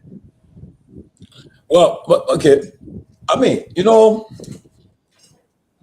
it comes to his senator, his Senate job, his oversight, I think you give him credit. He's doing it right. Now, on the other hand, if you try to defend the government for something that they are not doing, we can tackle him there. But like what Kehleboe was saying, on the issue about this Minister of Labor, I think I will commend Dillon for writing a pro tem to put this Minister of Labor to check. Okay, like it's clear that Kehleboe said that. You see it. I think I just posted in the chat room. In the law, it's clear that no permit should be issued to non-African alien to work in the informal sector. Additionally, no permit shall be issued to any alien to engage in any of the businesses set aside by law exclusively for Liberians. Now, this minister have given 8,000 permit at the rate of $1,000. How much dollar? $8 million, right? $8 million. That's right. So tell me, and in 5 months. Yes, Imagine they got 3 more years to go. You know how much they would accumulate from it? But that's the problem we have in the country. Look, all boils down to leadership, Mr. Gaiman, leadership. I will keep saying it. Until Liberia can elect a transformative leader, we'll be signaling for until Jackie not come. Honestly, that's why I don't give credence to all the 14 I see the people they're doing on Facebook right now, back and forth. The person saying, I started the one, I just started the one, this thing. Right now, we focus on the future ahead, find an alternative to what we have seen. That's what we should focus on. My whole goal now is an alternative to the future, not for right now, no. Because these guys are, look, what do you think the guys are on close to cash reloaded or what? What they are doing there? Justifying the money they're playing with right now. Catch reloaded. They're paying for the generator. Look, if you get a leader that will cut all this stuff up, like you will see the money. The country got money. Liberia got money. Honestly, if you can afford to pay for a generator for people, $3,000 a month, and other stuff for people, you buying car for them for $40,000 for people, the country got money. Just imagine if you cut all of these stuff down, cut it down. You buy the cheapest car for people to commute to work, other stuff. You see what will happen? So the Minister of Labor, like Kehleboe Gongloe said, he lied on an oath, and they should have held him in contempt and sent him to jail for at least and pay the fine the government revenue. Put him into jail. A serious student will appoint to be who has slept in jail for one night. I wish I done to him for lying on an oath. You don't look when you take an oath, when you say you on an oath, you don't take it for a joke around here. You take it for a joke, you bear the consequence for that. So look, Mr. Gaiman, my fellow panelists, we are in a serious problem. Until we can get our act together and stop being divided ourselves, we'll just be in this thing for a long haul. Ladies and gentlemen, you heard from the chief. It's either now act, say something, do something, or count 2029 forever hold your peace. Welcome, Siliki. How you doing there, young man? Yeah, good, Mr. Gaiman. Good. We are talking about job. We are talking about basically for young folks like you. You are in school. You are getting ready to come home. Hopefully, you can start a family. You will need a job. You will need some employment. You will need somewhere to start to build wealth. And at this point, from what we are saying, if you came today, your job has already been sold to somebody. So here you are. What good is your degree? All the degrees we are putting up, and they're selling your position to other folks. Well, again, good evening. But I just wanted to make a quick correction that you say you are getting ready to come on. I'm not thinking about going back to Liberia anytime soon. So I just wanted to make that clarity. Wow. After my bachelor's, I intend to seek another opportunity, not going back to Liberia, because there is no competition there, Mr. Gaiman. I've been following the conversation. You're not going to help. You won't help the ANC guy elected in the office. I think I can do that for anywhere. Anywhere? No, my man. You stay down. It won't happen. No, I disagree though. No, Siliki, I think it's important that these young men, you can't give what you don't have. It's important that these young men, after they graduated, they invested so much money.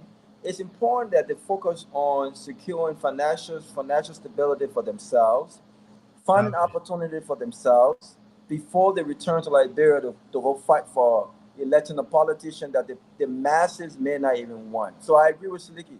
I think he needs time to focus on himself. He needs time to focus on his financial stability, opportunities, and you can help talk about Liberia, but you can't give what you don't have. You can't be broke and advocating for your fellow broke people. It doesn't work that way.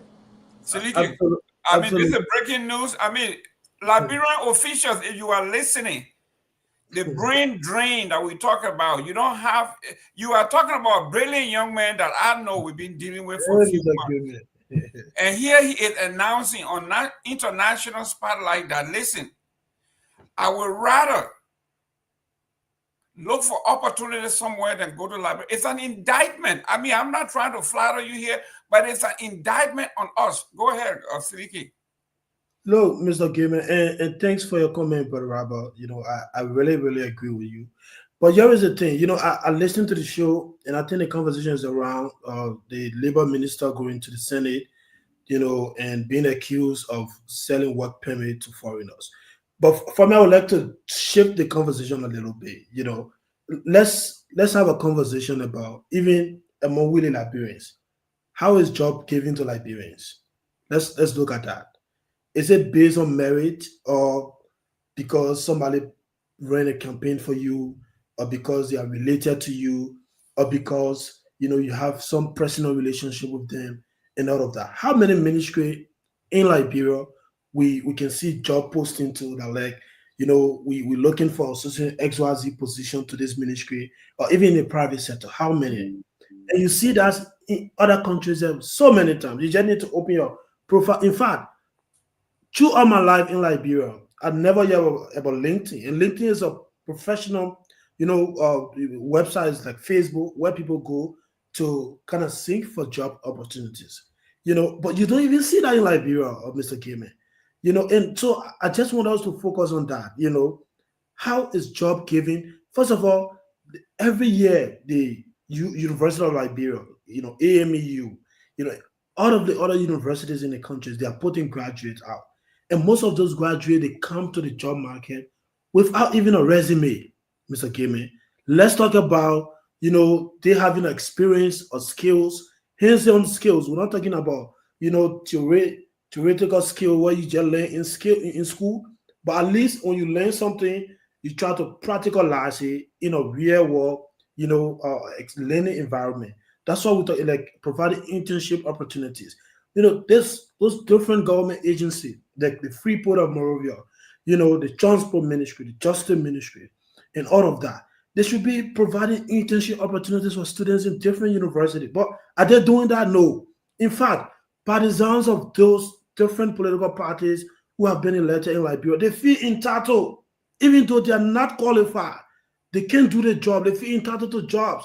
And if you don't give them job, they go on Facebook, they are attacking you. And this is the culture we built in Liberia, Mr. Gibbon. For me, this is what I'm more concerned about. Because if you cannot distribute the job among your citizens on merit, definitely selling work permit to foreigner is going to be nothing, because that's how you're doing it even among your own people. So like now we're advocating here that the government is selling work permit. They should not be selling the work permit. They should give it to Liberians that are qualified. But even the qualified Liberians you're talking about, are they getting jobs on merit? No, they're not. Most of the people, and this is part of the reason, Mr. Gaiman, I say I'm not thinking about going back to Liberia, because I don't think I'm willing right now to go back to Liberia to be running behind a politician, because that's the only sector that is open right now for any graduate like myself or any young man who have so much to offer. Because every day I'm on closing argument on Facebook, criticizing the wrong this government is doing. So if I have a degree in international relations, I go to Liberia and say, look, I want to apply for a position or maybe internship position at the foreign ministry. So that people can be causing up, I beg here. In fact, why can I even see that opportunity? That's the first thing, Mr. Kimmel. And then the next thing you see me doing is to follow behind a politician who probably can be able to pay my rent in Liberia, or can give me monthly stamping and all of that. And this is really, really sad. There are hundreds and thousands of opportunities. And I can share this with you, and maybe I can close on that. Recently, Mr. Gaiman, when I moved here to Kigali, when I came, people say, oh, you just come here to study, there's no job opportunities and all of that. And I take this into consideration. But guess what happened? I had a friend of mine who was also a student here, but this guy would get internship opportunities, remote jobs as a freelancer, and freelancer are people who work online on a contract basis. And this guy will be doing those, and I asked him, how do you get those things? And people say, there's no job. He's a Liberian, by the way, Mr. Gibbon. And he told me, look, just get into different extra learning activity and get yourself some skills. And I tried to do that. And what happened, there's this company in the US called Extend. So what they do, They provide learning opportunities for students all around the world to connect them with companies in the US to work on real world projects. And then at the end of the externship, they give you a stamping. And I took advantage of that. I applied for some of the externship. Got rejected twice. Last year, December, my third time applying. And I got this externship. Nobody know me. How did I get it? Submitted my resume. They saw the resume. They said, look, we can move forward, submit a video recording. Why would you give it to you? I did that. And then they scheduled me for a live interview. And then I selected the day that was available, did the live interview. And after 2 weeks, like the way people are giving job in a real world. And I got that extension work on it. It was, and they asked us to identify conservation problems in our country. And my research will focus on Nima, the deforestation in Nima County. And we submitted that after 8 weeks. And I received my stamping. Very a proud moment for me at that time. And these are opportunities we expect to see in Liberia. There's so much, and to the extent that even the young folks who are graduating from university, Mr. Game, they accept this mindset of, when I support a politician, I should get a job, even if I don't have the qualification. So for me, I think that's what we should really focus on, because at the end of the day, Mr. Game, if you are not distributing the jobs among your citizens, on a fair basis, selling a work permit to international or foreigners will just be like a walk in the park. Very simple thing that they will just do. So for me, I think that's what we should focus on, because everybody's saying librarians are qualified. But the question is, the people that are qualified, the librarians that are qualified, that are coming out there to study, with the intention of going back home to give back to their country, are they given the opportunity to give back on a merit base? That's the question we should be asking. How many people, in fact, to the extent that Liberia, you just go to school to get degree and say, I'm going, give me employment because I get degree. And this is not how people are giving job. You are giving job because you have a resume and a skill and experience. Even now, as an entry-level professional, Mr. Game, they are looking for certain kind of experience. They don't just look at you because you get degree. Because you get degree, you can defend your degree. Anybody can get degree, you can. Said whether you get a degree in the UK, in America, online. Everything is possible. Thank you. Can I just get 3 seconds? Yeah, go ahead. Yeah, Siddiqui, thank you very much. You make a compelling case for doing what you're doing and probably deciding not to go back home yet. I'll urge you as a young brother who I know you. I watched you here make your case. Listen to you. You make a very, very good advocate for why there should be change happening in our country. So you just have to balance it out. Between taking care of yourself, yes, which is obviously your right to do, and also being the change agent for your country. You also want to make sure you be that change, like you said, that you want to see in country. And finally, let me appeal to you. Maybe you can, through what you learned, organize some kind of connection with Liberia, probably do a little training session and expose some of our young brothers and sisters to that kind of opportunity, and probably help them, hold their hand and walk them through the process. Maybe you can do a little workshop if that's something we all probably put hands together and raise if it costs money. But yeah, that's probably something you should also do, and help one or two or so brothers, sisters benefit from Liberia. And congratulations as well. Right. Let me 1 second quick, Mr. Gavin. Mr. Nambe, thanks for your comments. And I tried doing that, and I'm still doing it. So what I did, I opened a Facebook show, but I don't come on live. So I record a video, explaining my experience as an international student and sharing those opportunities with people. But the thing is, Mr. Nambe, is that, and I was a victim too. When you have not been able to see something like firsthand, witness something, like if benefited you, what you're talking about, even you try to explain it, people not even going to pay attention to it. I share those opportunities on my page on Facebook. Sometimes I do a video recording, I talk about X things, I talk about other learning platform that you can go to get opportunities to learn different online skills.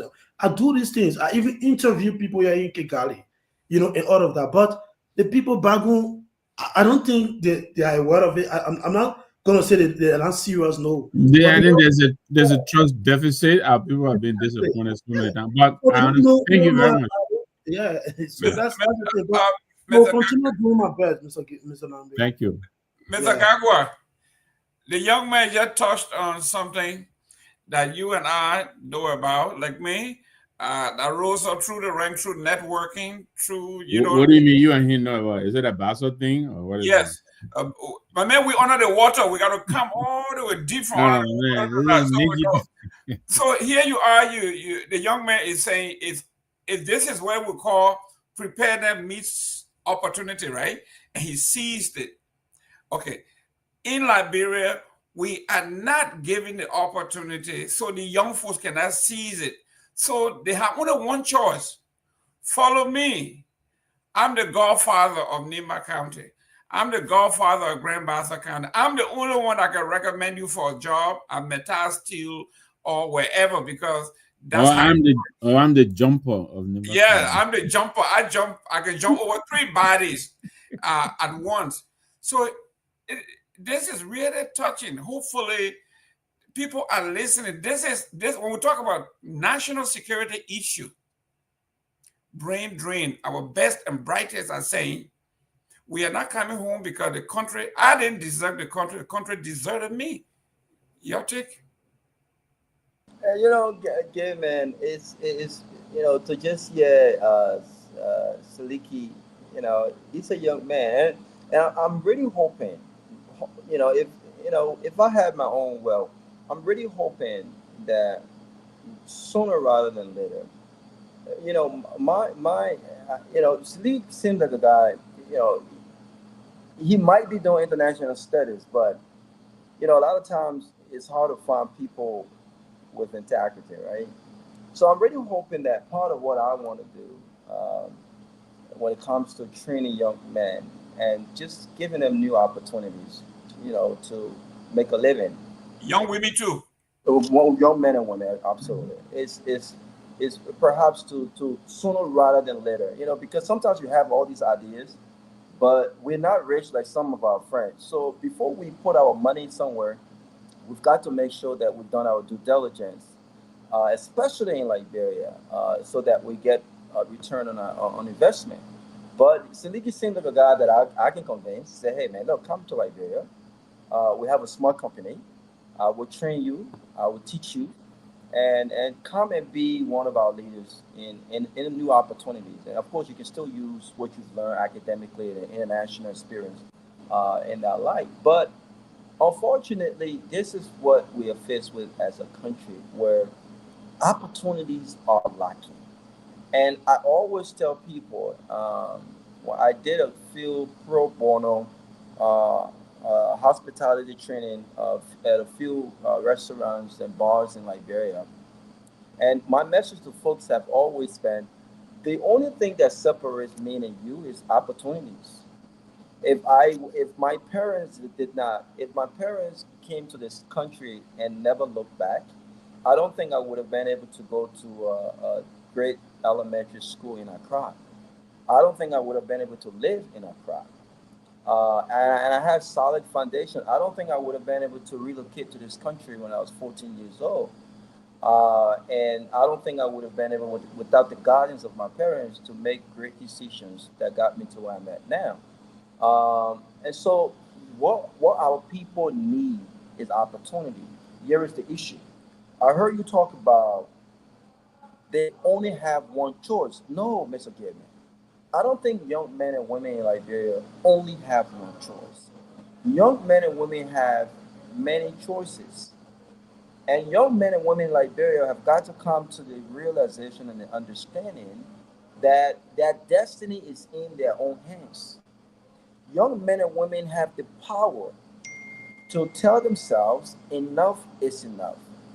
That those we have elected to help create the environment where we can get opportunities have failed miserably. They have not done that. And so we will no longer give them that. They have that choice. Why have they not made that choice? That's a question that is more complicated than we think it is. But they have choices. They can decide come 2029, because this is when they're given the opportunity to start the process of changing the trajectory. They can decide, they can make a conscious decision that based on my livelihood, based on the opportunities that I need for myself, based on the fact that you have our sisters, my cousins, my uncle, my brother have graduated at university 5 years, 10 years now. And I watch them. They can't even go and find jobs in the private sector. I don't want that for myself. So they can make that conscious decision that maybe we've done things wrong. We've elected the wrong folks, right? And so come 2029, we will not only replace, but we will find competent people. We will find people who have a record of getting things done. We will find people who are result oriented, and it won't be based on tribe.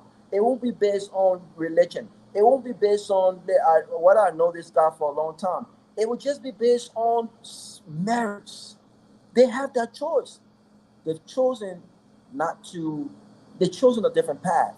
They've chosen to have political grandfathers, right? They've chosen to have king and queen makers that have not done anything for them.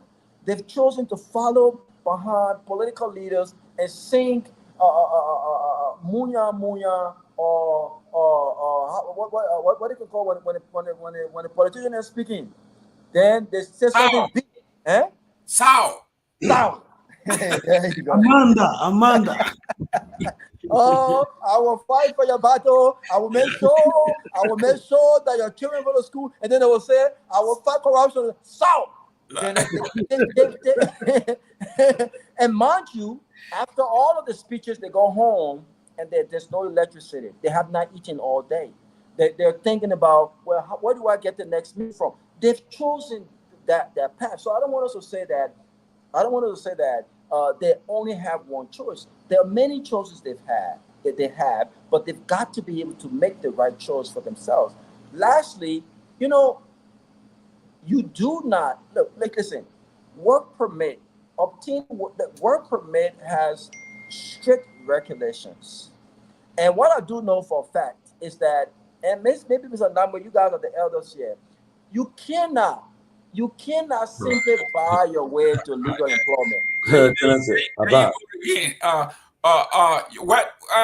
Mr. Namwe, what Koga said is that when the B people outside, even women don't come outside.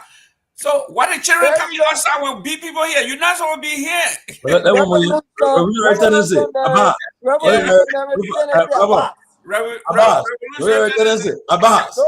But before they say Abbas, there's something the leader have to say.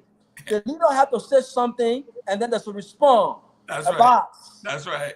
So it's very creative. What is other students in other country and progressing? They're beyond what they see there, and then to give one speech, brother. Tomalin George, who told you that Abbas and Sawa will eat? That's what Abbas and Sawa done. What Abbas and Sawa you will eat? I mean, what do you see there?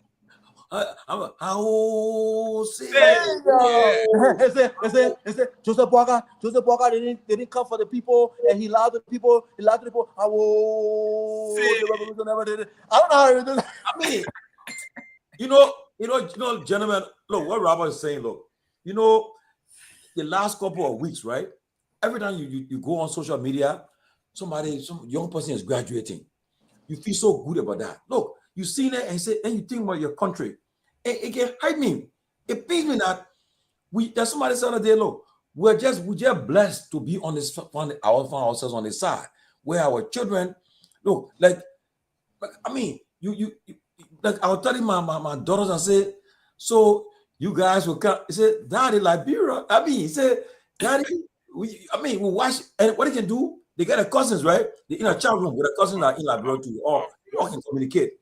And when they see their cousin going through, they discourage them. I said, we're not gonna do it, But again, and then mind you, people that go on Facebook and insult you, right? They will cuss you up. Say, look at the one here, look at the one. When you go on a page, when you profile them, say, look at the one here. They may cussing me, but yet and still, I mean, they gave someone a small deck somewhere to one ministry there, and you think you get a job now. So you're crazy now, you're cussing me. But tomorrow now, that is why people understand. When you go to Liberia, there are bosses there. Oh, my man, you intern, they hook up. Then when they see your boss, they say, oh, that 200 job there, that guy there. But if you cussing me, your boss is there, you see, I promise money facing. And they don't understand what we're trying to do. Because all of you guys on the platform here, you guys, especially in America, you got safety nets, you got social security, you got money that you when you retire, you got money for the rest of your life. You get life insurance, everything you got it. Your kids are made. In fact, your children under the reach 21, right? And something happens to you right now, the government will pay them until I think you reach 21 year old. Something like, or if you marry, your wife will do unless she remarry. So but you got safety nets to protect you, but yet they don't understand. Yeah, but you're going too far. Someone was talking about yesterday about how folks are taking home $60-some after taxes. Listen, a shot of Blanton's, and Mr. Num, a shot of Blanton's, and I love good bourbon and whiskey. A shot of Blanton is $84, and it depends where you're getting it from. If you came to the JW Marriott, my previous property, it's $94 per shot, and when you add the big cube ice, we upcharge you another $5. That's $90-some plus taxes. Folks are literally spending and taking a shot in less than 30 seconds, a shot of what people are taking home on a monthly basis. I say that to say we are backwards in Liberia. Our people are losing so much on what life has to offer to the point where they got to wake up themselves. And people, you talk about Dylan. Dylan is caught in between a hard place, right? I mean, when you hear Dylan on the Cash Reloaded, I see a guy who is in campaign mode, and he's conflicted on many levels. He's not the same person when he's on the Senate floor. So this is why I said yesterday, you can perhaps convince Dylan on certain things, but I think he's compromised because he's put himself on the line for this government.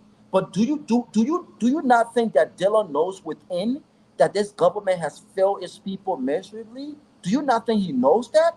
If this government has not failed its people, let me tell you something. The recruitment process at Dylan's what's his name? Rehabilitation center would not be as high as it is now. I'm telling you, would not be as high as it is now because a lot of these people who have fallen back on drugs, right, and have taken drugs as a form of therapy, they've done so because they are hopeless, they are helpless. There is no other form for them. A lot of these guys are ex-combatants. What have we done as a government to rehabilitate them? Not only rehabilitate them, but to give them opportunity. So when you start talking about selling work permit, we know what this is about. You don't even have job. You don't have a private sector. The highest employer in the country is government. So what work permit are you selling? You can't buy your way to legal, obtaining legal work permit. And I think what they're doing to some extent could be unconstitutional. But again, there are many things that we do unconstitutional in Liberia, and we don't take into consideration legal ramification. And I'm not surprised about this one. And these are the same people who said, gay men. These are the same people who attempted to restrict natural-born Liberians. They can't run for certain office, but they can't do this. They can't do this. You cannot do that to a natural-born Liberian citizen. If my neighbor's screen is buried in Liberia, I have similar rights without any restriction, just as you do. Oh, okay, guys. Let's. Mr. Gamer, quickly, Robert just said something, right? Yeah. Look, I plan to have this conversation with Dylan, but he and I, we talk a lot. And on a serious note, Dylan shouldn't be on class video there. First of all, you're a senator. He shouldn't. Number two, your party came on and said you're in opposition. You're opposition. You are a member of the opposition community. Besides that, you are there to do check and balance on the administration. So you can't become conflicted if you are part of a propaganda platform that propagating the government and whatever the gains or whatever they're doing. You cannot do that. Then because it'll come out to haunt you tomorrow. Why is this something happening? How will you criticize this government that you want to be the moral voice there? How will you criticize this government when we should be doing oversight on the very people? You shouldn't be on that platform. And I plan to tell him. I said, no, you shouldn't be on this platform. We're not in election time. You're not campaign time. I know you vote up, you help to put the government to power, but yet and still now take a different step. Okay, you want to put that in check. Okay, because if corporate crowd come on that platform now, you can't be trying to defend that the money we're generating, we put in government revenue, we're doing X, Y, Z. How will you account on him? So I don't think as a lawmaker you should be on a platform. No. But no, I disagree with you. I disagree with you, Mr. Tomalin George.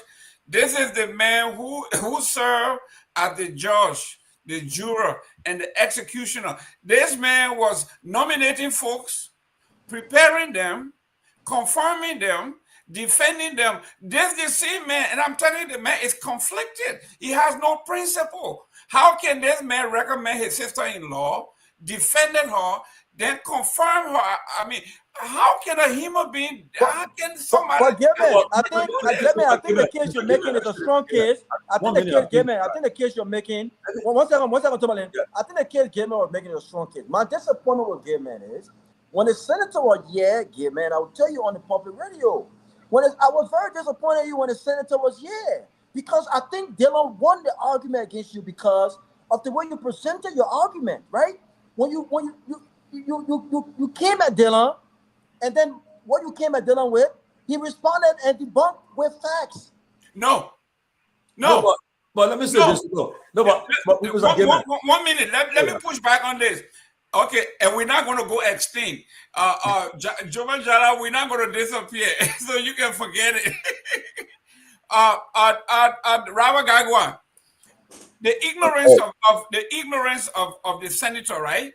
Because senator knows that most of the people that were listening do not understand how the process works. I have been on Capitol for so many times, for so long, maybe longer than he has ever known about politics. He's an older guy, I know this. First of all, he said that the confirmation took 4 months. There's nowhere in the world that a confirmation takes 4 months. And I wanted you to know, because what I was trying to do, and most people didn't get it, was confirmation does not. What takes long is the hearing process, where you do investigation, you take testimony. The confirmation process is the last 10-20 minutes where people cast their vote. Darrell Dillon knows that. This is what I was trying to tell the folks. This man doesn't know what he's talking about. Confirmation does not take months. It is the hearing, so he's splitting hair. But because he brought all his people with him and don't understand what's going on, they say, oh yeah, he won a debate. No, this man doesn't understand what he's doing. Confirmation doesn't take that long. It is the hearing process. Jeremy, I want to make comments. Mr. Gayman, on a serious note, right?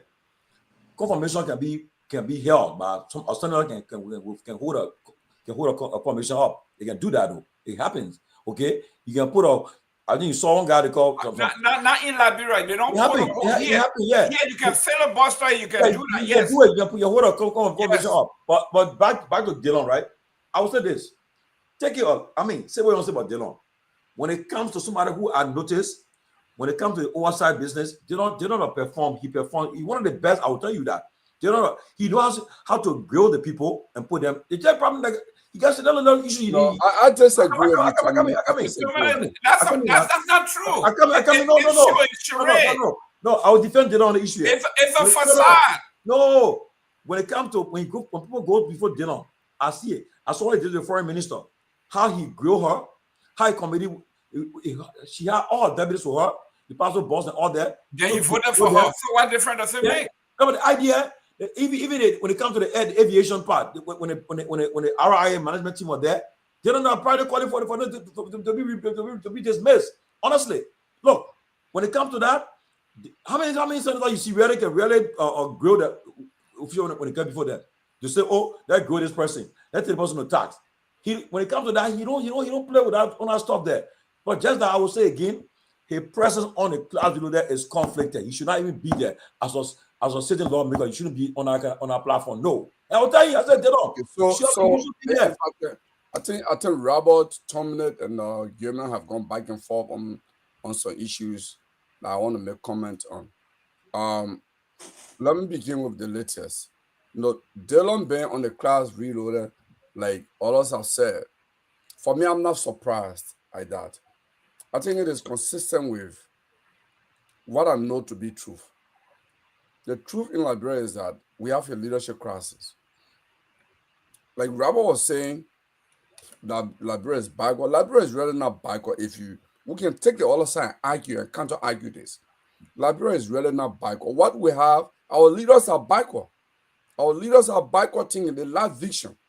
So it doesn't make the country and the citizen backward, but the people who lead in there have no ideas on how to improve their livelihood and how to improve the country. So it doesn't make the entire country like or backward. I mean, we can argue this. It could be semantics and what have you, but we can argue this. So, and consistent with my belief that the country is not backward, but we got backward leaders. See what has happened on the class reloaded. The reason why the guys are there, I agree that the guys are conflicted, or Dylan is conflicted on that. But here is the issue here. These are public officials. And the press is supposed to mirror them. Because the press is a mirror of the society. They're supposed to look, they sort of see themselves through the media. But they have become the media. And to mirror themselves. See how conflicted is that? And what they're doing, I wish that some of the young folks who follow them could see through the simplicity of what they're doing here. Instead of them maybe paying money or giving data to some of the young people who have been saying Zeko behind them to say, okay, y'all should go now and manage your class reloaded. Some people call it cash reloaded. To go and manage it, they themselves are doing it. So it's like they're paying the money to themselves, they're buying the scratch card for themselves instead of giving it to the young people who have been following them. And I think that's the backwardness of our leaders. And that's what I think. The country is not backward, but our leaders are backward.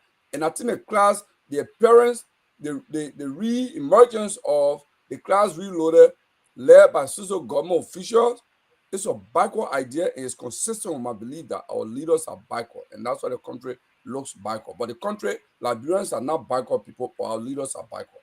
But Kehleboe, I tell you, gentlemen, it will come out to hunt them. Look, what they are doing, to hunt them. And I think I browsed on the post a couple of days. I see there, right? Like very people who are supporting them. Some of them are they are the one who can look at red and say that white. Okay, they're the ones that are there. Okay, but at the same ones then too, some of them too, when Martin Colley writes on them, the honor he posts there, they're trying to say, oh Martin, you where the evidence? And the ball put all the evidence there. He don't come and say and I've not seen nobody debunk it yet. He put the evidence there. He said, yeah, the facts there. Them are sources here. He put it there, but then they can't debunk it. You'll be playing around it. So the problem with that is that so all of the people you see that on watching that thing is that people who supporting them still who got a shame. Some of them shame to say well, I will tell you the truth, right? I give credit to people like Martin to stand on them because why? They help put this government in power. When we realize that things are not going the right way, they decided to withdraw and criticize them. That's why I give them credit. When he told I said, guess what? Still not believe that CDC were not the right government for the country. He said you support Boyka. Support Boyka in the power. The minute things were not going right, he said no. That's why we supported the rescue for. He went after them. And he's still doing it. Now they're all mad. But what they have decided now, they say, well, no official government should go on a platform. Maybe they will put another platform. Now announce our own tool. We know yet. But it don't come our platform. We don't really care. But Tomalin, let me add this. What Dylan is doing in the Senate is it's an impressionist. Dylan does not need to do anything serious. What he does is he called a public, he's grandstanding. He called He performed, he engages in what public spectacle, call public attention that he's doing this. Because Dylan worked with the late T.C. Gu. He worked at the Ministry of Justice. I think he was in the late Vama office, who was, I think, the Minister of Justice under Charles Taylor. He was there, then later he worked with T.C. Gu. Okay? So if you look at Dylan's record, he understands, even though he didn't go to law school, but he has some basic understanding of the law. He knows, for example, if somebody is lying under oath, you can hold the person in contempt. In fact, during the hearing, he used the word contempt, but he was only using that to impress the public that he's been harsh. There's something that go on for 4 months, right? They've gone back and forth. They have 4 hearings on that. And the law interest is to just grandstand, call public attention to say he's working. The law is not serious. The law is part of the system. He's a grand lodge in the Messianic crowd, and people like that, they are conflicted because they are the network they belong to in the society, they can't do anything. Maybe the other man that he appeared there before him, maybe he's part of the Messianic crowd, he might throw some sound to him, you just grandstand, just give public impression, nothing. So it's talk and do nothing group of people. Don't give him credit for nothing. Don't give him credit. I mean, honestly, note, yeah, you can say what you say about Dylan, but at least I see they don't hold him official accountable. I see him do it. I see anybody in contempt. I see led the Senate to hold anybody in contempt. Well, that's another discussion about this. I see them. No. But every time, how can you hold somebody accountable? Then you vote for that person. You say the person, then you confirm the person. No, but I mean, but honestly, I know. Okay, you saw here in America here. All Trump, when he wanted to be in office, somebody will not qualify, incompetent, but you saw what he did. He made sure his senators made sure they were confirmed. You saw it. The one with the defense minister that that broke that tie. So they ran the rescue campaign. They won the election. Now, do you think they don't know? They know that they're not performing well. But it will come. But my point is. So that's why he's grandstanding. But my point is, the fact that he's on a platform to do what the guys are doing, he backs himself. It will come out to hunt him. He shouldn't be on our platform. How is he balancing himself? Because tomorrow his political party has announced that is effectively now an opposition party in the government, right? His party has announced that. At the same time, he's on a platform that is there to defend the ruling party. What kind of common sense is that? I mean, I agree with you. So tomorrow, if you should come out and say, well, how can you justify the person buying the budget? What will you say?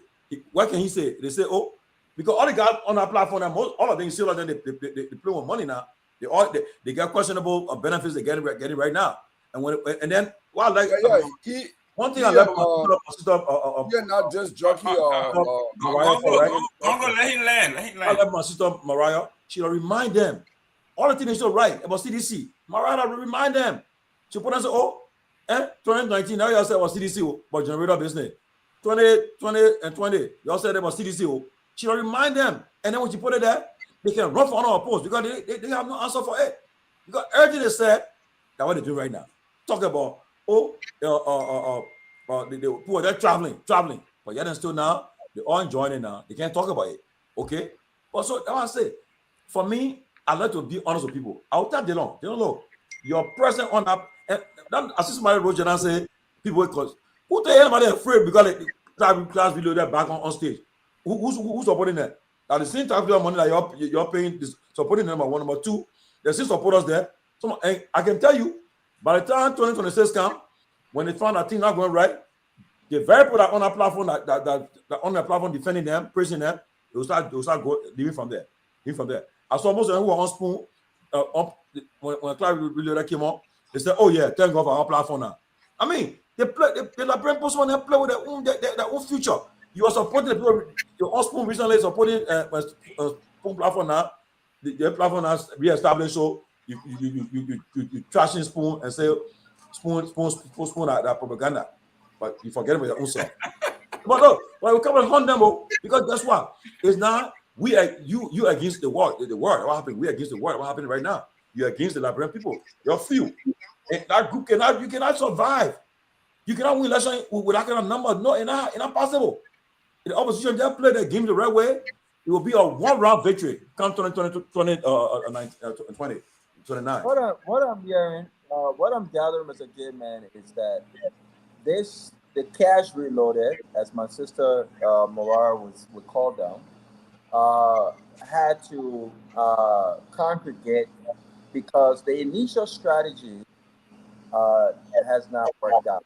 The initial strategy was there was no need for the cash reloaded after the election because that particular segment was to propagate what the CDC government was not doing right, and what the Unity Party would do right, and they succeeded in doing so, and they also succeeded in having the support of Spoon TV. Right now, Spoon TV support for the government has declined. Instead of Spoon, right, speaking highly of the government's success and talking about what the government is doing right and how this government has done better than George Weah administration, they've changed that narrative. In fact, Stanton started attacking Joseph Boakai and, in his words, holding him accountable. This is what caused this whole thing about the cash reload and returning. Because I can tell you this, they understood that they came to power based on propaganda. They understood that they came to power based on lies. And when Spoon TV no longer gave them the public support to continue their lies, they said, you know what, we have to come back. But you do not need Dylan to just not be on the show because his party has publicly announced that they're opposition to the Unity Party. I don't agree. In an opposition is just in words. Opposition is in action, right? So they can say, "Well, I'm opposition all day." If the action does not reflect opposition to the government, then what does that do for the people? So I think what Dylan is doing is a true reflection of how Dylan feels and how the part of the party that supported and brought this government to power, how he truly feels about this government, and that they truly want this government to succeed, and whatever it takes, they will show that there's not a negative narrative being spread about this government, that they put their necks on chopping board for. Great. Siddiqui, let's start the last topic here.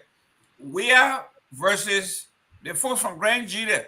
There's a critical article in the press where the Grand Julians are saying George Weah is the most ungrateful human being that they ever known. He disrespected the First Lady, forsook the First Lady. Now the only thing they think he may do, based on what he just pulled out, may be to do a mere, what they call, I guess, photographic grandstanding by visiting the family and all of that. Do you believe that the Grand Julians have a point here? Well, personally for me, I don't want to speak about, George Weah being ungrateful to the former First Lady or even the family of a former president, because I don't know the relationship they share in the past. I don't know that. But what I know is that the government of Liberia, who the former First Lady who passed off a few days ago, some money that it should have paid her. I don't think the Weah government paid that money, and even now the current government it did not. So I think that's something they should do. But regarding the personal relationship, how Weah is ungrateful and all of that, I don't know about the personal relationship he share with the former first family, so I don't want to go into that. But I just want to close from the end because it's kind of late and I get a class tomorrow morning. But I think it was a great show. And back to this, Dylan and class reloaded conversation. For me, I think what is happening, like, and I agree with Brother Robert when he said Liberia is a backward country. And I saw my big brother, Mr. Gongloe, coming in to say no, we disagree. The leaders are the one, don't have vision and all of that. I think it's both ways, 50-50. We blame both the leaders and the Liberian people. You can't have people, they give you some kind of job, they say you're a civil servant, and then they pay you less than $100 per month, and they are taking home 6,000, 5,000 with other benefits. See the difference there. They gave you $100, but this guy is taking 6,000 home, so some benefit, gasoline, generator, scratch card, and you did the rest of it. And the sad thing about it is that the $80, $100 they're giving you, they don't even pay you on time. They owe you for like 5 months, 6 months, up to 7 months. And you see absolutely nothing wrong with that. They come up, they phone a show called Class Video just to come and misinform the Liberian people. And guess what they do? They gather some scratch card and send it to you to promote a show. I think somebody's on mute here. Somebody. Okay. So they give you money to buy scratch card and promote the same show to come and participate in misinforming the Liberian people. I think that's a problem, Mr. Gongloe. So you can't say it's the leaders.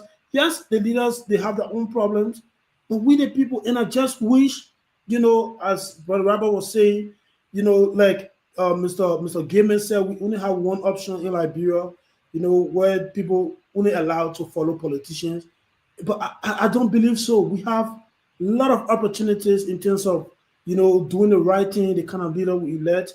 But the people have not been able to, I don't know, for whatever reason, I don't know, because of the political class, because it benefit the way the country is. And so they're really fighting back to keep the status quo, the way it is today. I don't know whatever it is. But I wish one day, because this whole class reloaded. And for Dillon is a scammer. Let nobody lie to you, Brother Tomalin. Dillon will come and say something on the Senate floor, but it's not coming from Dillon's heart. Dillon understands Liberian politics very well. Part of the people who supported Dillon, they are on block list today on WhatsApp, apart from the Pressman friends. And do you know why? Because Dillon started doing things that contradict what he's saying he were. And those people try to checkmate him. Dillon blocked all those people there on WhatsApp. No, someone cussing a man, disrespect for the man. My man, wait, you disrespect me, I'll block you. Where are you? Wait, no, it's not disrespect. You're crazy, but don't insult me. No. People, I know some of those people, they never insulted Dillon. For example, Imaya Yato.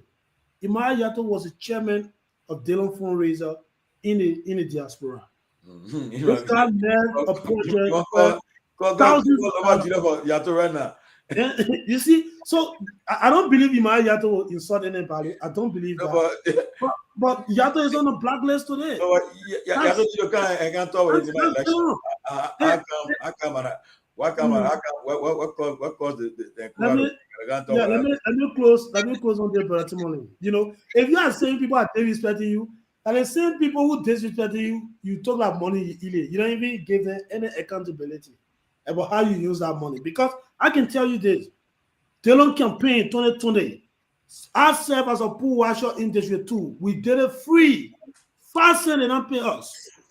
And there were hundreds of Liberians who volunteered to be a pool washer. And those people raised money for that. But Dillon didn't spend the kind of money that the people were able to spend. What people expected from Dillon was to come and give, a comprehensive report of the money he raised. He didn't do that. Dillon, in the COP, Dillon used some of those young guys there, and one of them today, only one person benefited from him. Lasana Kennedy, who in office. He used those guys that took like mothers, call it to the house. They were brushing Dillon every Saturday. Dillon promised those guys a scholarship to come to Rwanda. I'm telling you, up to tomorrow. It's just saying what evidence, but my point here. I'm telling you, you see me from you, Sidiki. You see me, Sidiki. Yeah, but I think I was just to see, it was a great show. I'll be watching in a bar, but Dillon is a scam. You can't take that. I have a problem with Dillon. Gentlemen, me from my problem with Dillon, right? The Basel connection here. I'll tell you this. Somebody have Basel connection. No, but Gilman, I believe in the CPP. I was, even though I wasn't like, because when you're on a platform and you want people to be appear objective, you cannot take one side easily. So you gotta try to make yourself independent, like in that manner. But I was my favorite was the CPP. I thought that CPP were the best for Liberia for 20 who are being elected. I've been happy. I thought CPP I hope in CPP. But when Delon then decided to take a side, when he said I leaning towards Boyka and think, I had a problem. He must say we're not on good terms for that. I felt that I said, but then when he must have thought he's there, he put a blame on his own because communist desire to support Musa. No, they were all in a organization. Musa was chairman of the Liberia Party. They were part of a member of the CPP. So you expect for him to the party took a decision and say, well, they will remain a CPP. They wanted to go, but you wanted to go different route. So I have a problem with that. I believe that they all have to honor the CPP. And the reason why I told them I could not binary choice, I would not vote for Joe Boyka because the CPP were our best hope, but now all of them have to destroy the CPP, the cause the CPP to be destroyed, and that's my problem I had. But honestly, I think they don't. That program he's doing in Liberia is good. I watched the whole video by it. They can drunk people from the street. I mean, as long as commendable. He doing it for most of the things he's doing coming from his pocket too. You know, like people say, oh, they don't father and prominent. No, the money prominent poor that way he's running that place with. 70% of that project is supported by diaspora Liberians. But besides that, too, the money he takes from he say you put. Man, listen, no senator made $200,000, man. No, the problem I noticed that no, Rabbi Mr. Nangwe, let me tell you something, right? The problem is that the last election that just left happened in Liberia 2023. It depends on who side you are supporting. And I was supposed to support too because I must have a problem with them because they don't. I felt that he honored the CPP to support Boyka and what they did the comments were not right. They treated the comments I was mad with that. I was pissed with that. But I don't take it personal, but I was mad, especially because I felt that what they did the comments were wrong. But all of them playing game with the comments were very supportive of them during the election. He popped up when he supported them in a very political campaign. Supported most of them. In fact, it was on a chairmanship. I think people wanted seven seats. They choose common leadership. They won 7 seats. So I thought that he was personally involved. He would campaign with them. He went in the ring with them, in the mud with them. But at the end of the day, they decided to honor this man, treated him bad, which I felt was not right. Got to put the man through court.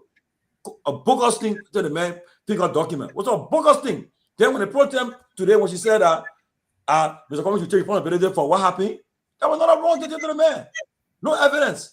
So I was personally mad with them for that until election ended before we start being able to talk. But honestly, those are good things. He does some good things. I'm understanding everybody got their own side, but to just say it's just this person. Tomalin, you swimming upstream on this one.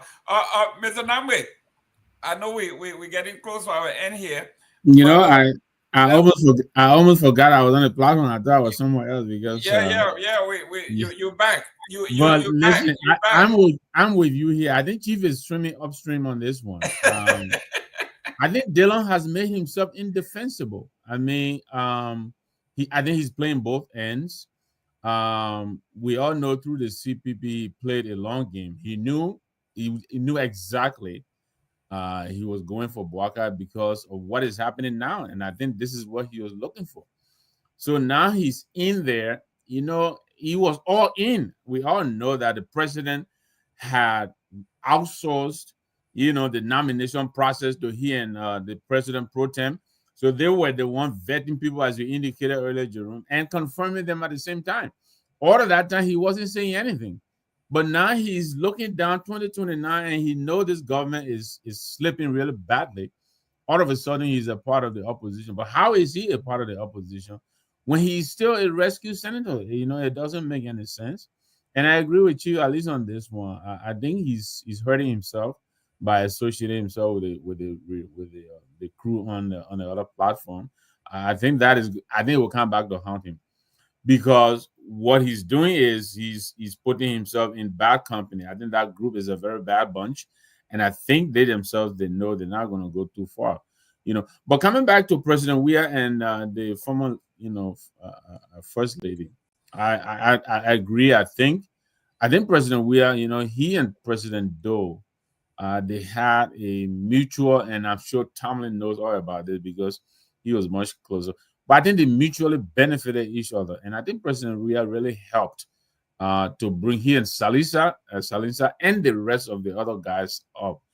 And I mean, yeah, though he was President Weah was variously referred to as President Doe's son.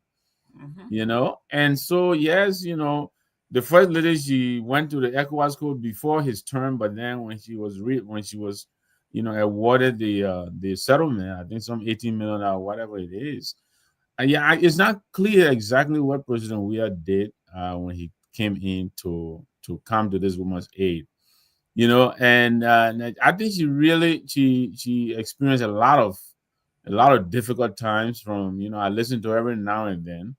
We all know her situation in on the academic scale, with her, but she held her own. But I think she really needed help, and I'm not sure if much of that came from President Weah.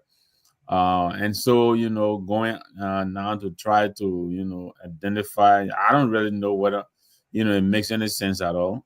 But again, that's President Weah for you, but like I said last night, and I will say again, in many ways, I'm happy, that she's gone to, I never met her. I don't know her from anywhere, but the fact that she was, former First Lady of the Republic of Liberia, I think she deserves some dignity, which I don't think she got much when she was alive. So now that she's gone, may her soul rest in peace. I hope she'll be giving a dignified, state burial. I think we are concluding. I believe that's going to be my last input for the night. Thank you all very much for the show. I think we had a good time.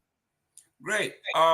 Let's close on this. Honorable George. No, I'll let George close out. Let me go to Gongloe. This is 2 minutes now. Former Senator of Maryland County John Balu has been nominated by President Joseph Boakai as Ambassador Designate to the Republic of Nigeria. Mr. Gongloe, you will never get a job because you don't sing praises. John Balu is now the ambassador, Liberia's ambassador to Nigeria. What says D? In fact, he sued people now for using the word. What the word he said he for the people, he said that word. We the people. We the people. He said he has incorporated and trademarked we the people. Nobody should use that word because it belongs to him. John Balu has been designated as ambassador designate Republic of Nigeria. Well, I mean, what else do you expect me to say? I mean, he's a Liberian, he's a UPist, he's a member of the Unity Party, and so for me, that's his government. And he and Boakai then worked with L.M. Johnson Sali. He was an executive committee member of the Unity Party. So for me, I have no comment. As long as he goes there and serves his country well, that's fine. I'm okay with it. I don't have issue with it.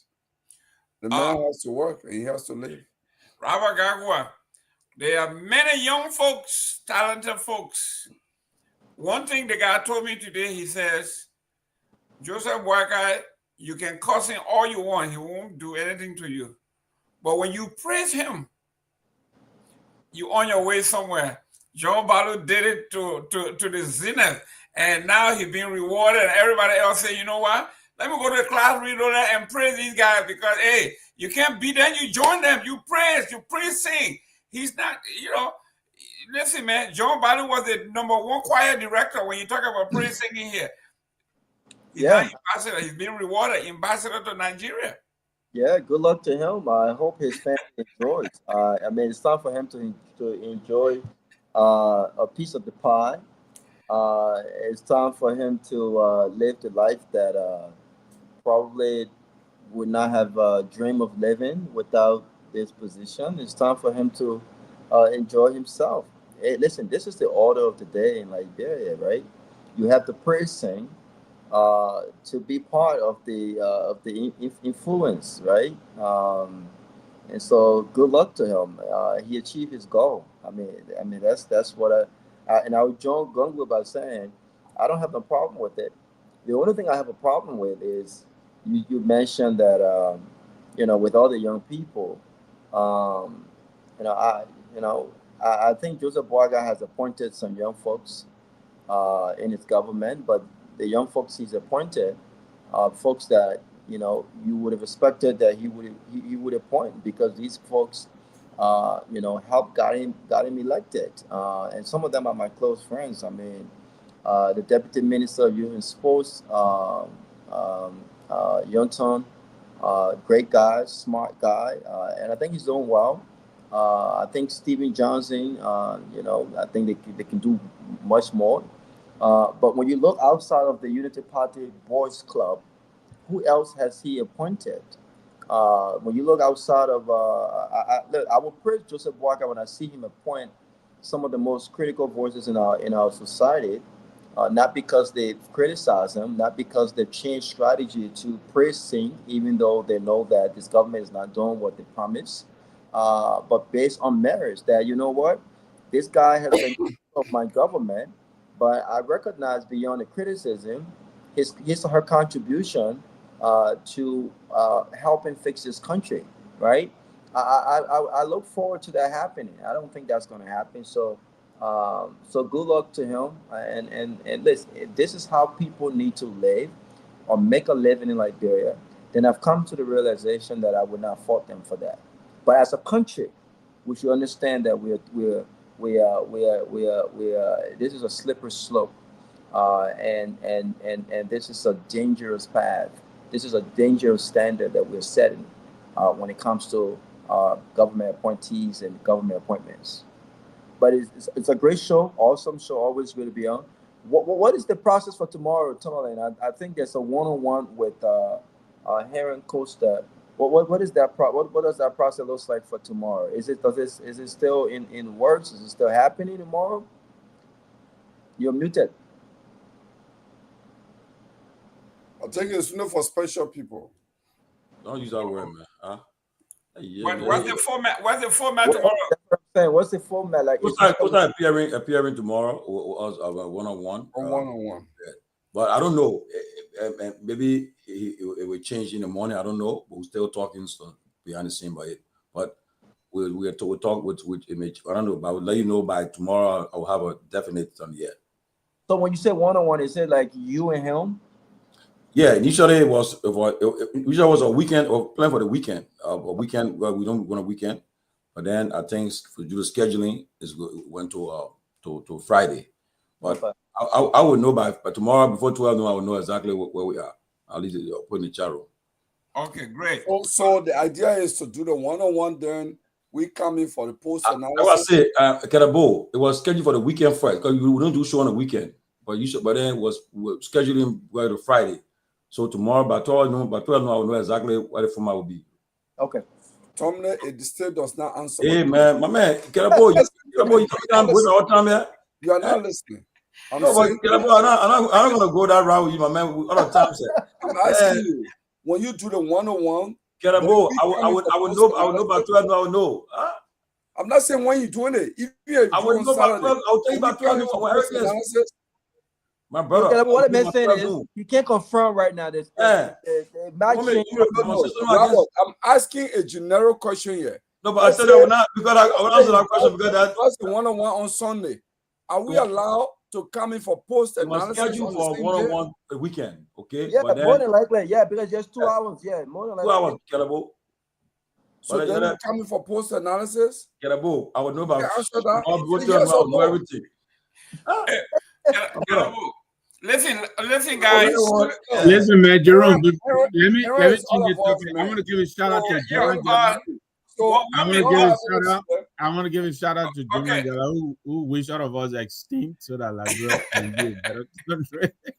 Yeah, don't mind him. Listen,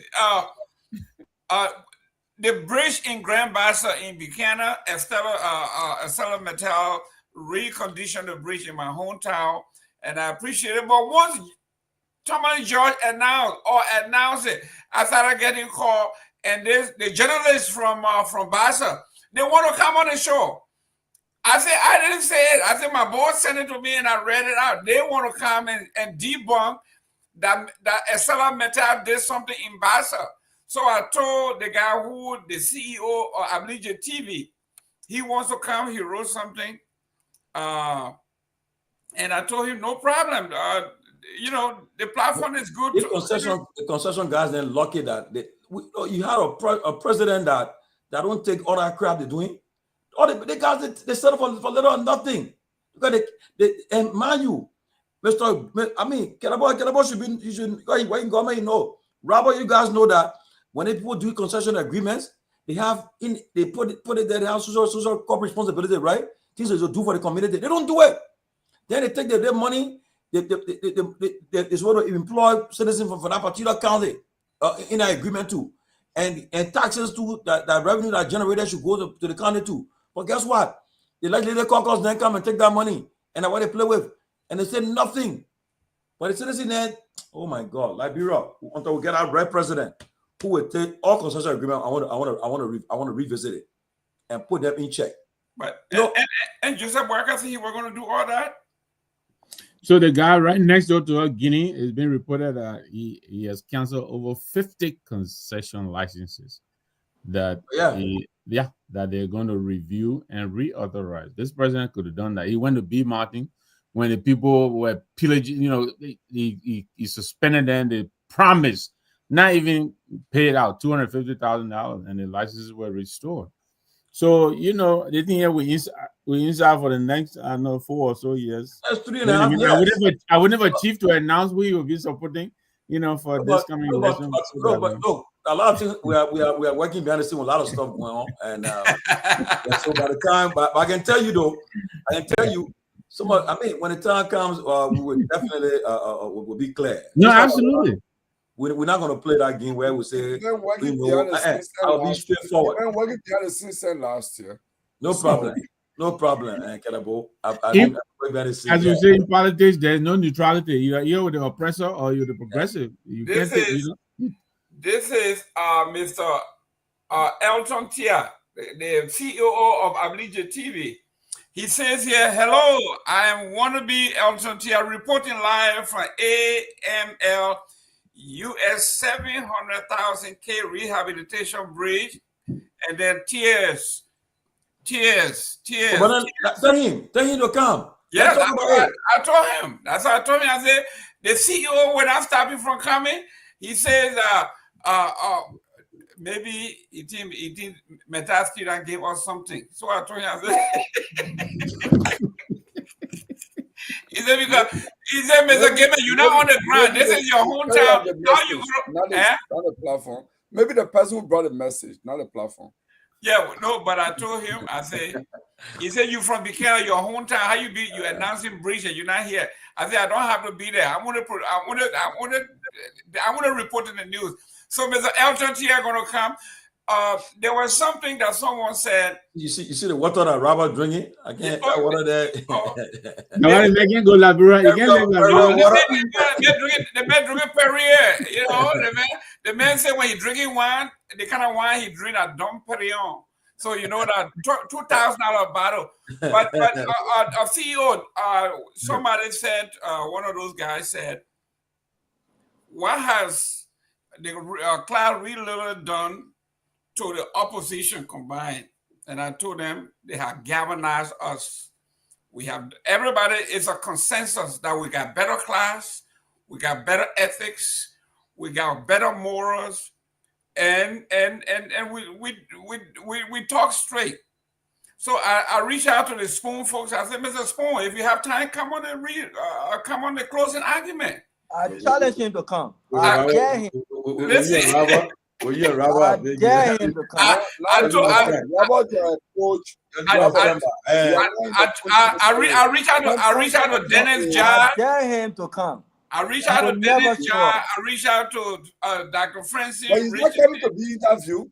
All these folks to come on here and see whether they are on an attack. What do you think? He's not coming to be interviewed. He's not coming as a guest to be interviewed. No, he's coming. He gets CEO to CEO, and then we grill him. You will never So you come. do one-on-one. Robert moderate that day. Robert, Yes, I will. Robert, make sure nobody put you in the back. Yeah, people they'll say that my man, so they'll say, oh, that man, so you want, yeah, so yeah. No, Robert will be black. He will not appear on the CEO, show. that CEO will not come here. Don't waste your time. I also called Dennis Jar to come on. Hopefully he come on too, so they can come and tell her what. Claude Real, this my homeboy. It was Anthony Kessler. He sent me he always follow me and talk junk. And he says, Claude Real shook all of your up, man. Go for big. No, that's what I say, Anthony Kessler. Look at you are shooking up. is having. I mean, I think the problem. I think what they're doing to themselves, like I said, they will hunt them more because first of all, like people will get fed up. Look, of course, what they have done to themselves, right? Put themselves on the radar now. You have you got. I mean, you can't be mistaken. You gotta keep following that straight line because it's people recorded. now expect a lot from you now. And it's recorded. Yes, because now what the people do, the people will start taking you. They'll come and tell someone that when I be faced, they'll go on that platform. Trust me. They'll say, I'm going there where they can't drag me there. Because the comment section alone will take you down. Yeah, you won't go there. So, like I said again, it's good for them. They show you that they are desperate. That's why you see they're on defensive now. Or defensive they're on right now. Yeah, defense. What's happening? That's why I told Anthony Kessler, I said, you are rattled to do what you're doing. And what they're forgetting to know is that everything they are saying is being recorded. So tomorrow people can say, but this is what you said a few days ago or a few months ago. unless you screen record it. You see what my brother John Lobo did? You know how many times I went back to the what was our show we used to have? The tough talking George Lobo, the show we used to have. You know how many recordings on record? Fierce conversation we had. You know what he did? He deleted everything when they won the election. They can delete it. So unless you screen record it and you keep it for your own record, they can delete it. Wow. Yeah. So that's what we're going to be doing. We're going to be recording them and do as much screenshot as you can and hold them to it. And I like what people are doing. They are clipping it and posting it. Ladies and gentlemen, we have come to the end of the show. It was a great show. Mr. Namwe, your 1 minute closing, man, so we can go.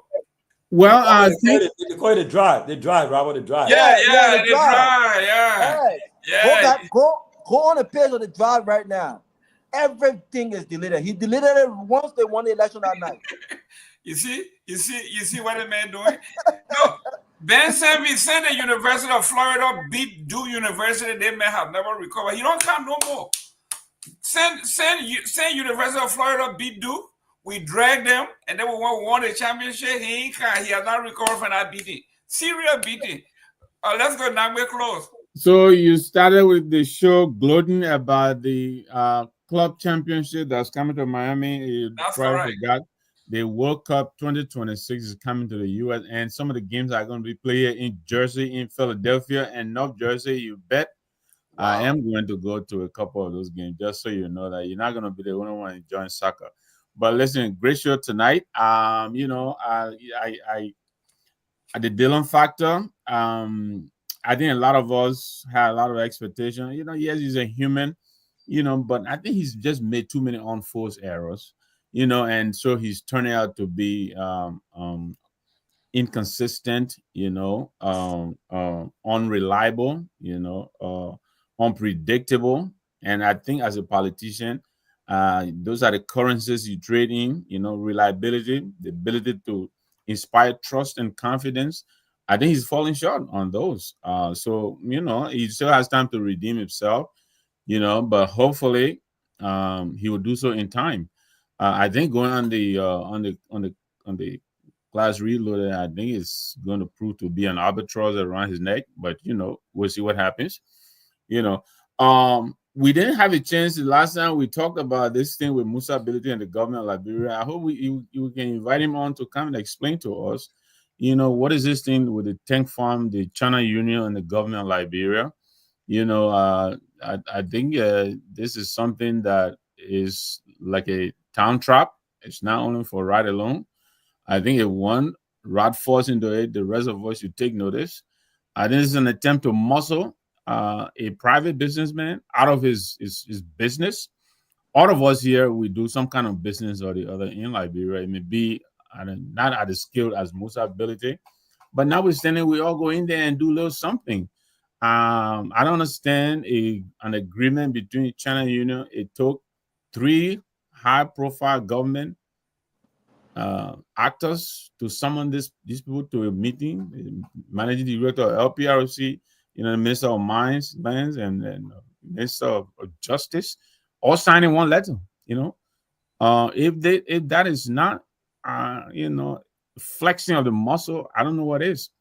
So I understand he's going to court. I hope the platform will extend an invitation to him to come. I think people are interested in listening to what he has to say about this. This has nothing to do with the CMC. I think CMC will do well with or without a tank farm. So, but I think this is bad omen for business in Liberia, and it is one of the reasons I think why people are going to different locations when they have to choose between making business in Liberia and elsewhere. So thank you again for the show. Let's do it again tomorrow. Thank you, Robert. I mean, always a great show. Always great to be on when I can. Yeah, there will be a few games at the Mercedes-Benz Stadium in. That stadium is state of the art, man. That thing from the sky, when you look at that thing, is pretty. And I'm just 10 minutes away from the stadium, so there will be a few games, both for the Club World Cup and the World Cup next year, 2026. So I've already told my GMs and everyone else that whatever I need to do it from 5:30 a.m. To whenever time, because I will attend all those games. But we're hoping that Liberia can make the World Cup, because if Liberia do make the World Cup, I will lead I don't care what Joseph Boakai think about me. If they call for me to fly to Liberia and tell me, Mr. President, I will lead the initiative for them to for one of our hotels to accommodate them, in the city.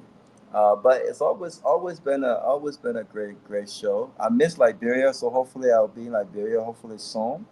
And to all the folks, I'll be in Liberia and I'll have my security. All I can say. Well, listen, ladies and gentlemen, either the end of June or first or Wait second. now, why it needs security? What kind of bad thing you not do? I want to hear. The man related to Joseph Boakai. Okay, I don't know where you're running from. There's a number. I just gotta move. I gotta move right now. I just gotta have. The man related to Joseph Boakai. Joseph Boakai, you have not done anything to anyone. Why you got bulletproof car? The car with the hash. They say when everything go where you can jump through. Can Joseph Boakai jump through the hash? Well, ladies and gentlemen, great show. Hopefully we'll be back tomorrow. Thank you for tuning in. If you ever thought about, I want you to go and check out the Class Reloaded, right? If that new girl in town, people go find her. She got beautiful hair, lipstick on her eye. But when you look closely, the eyelashes are fake. The hair is fake. The nails is fake.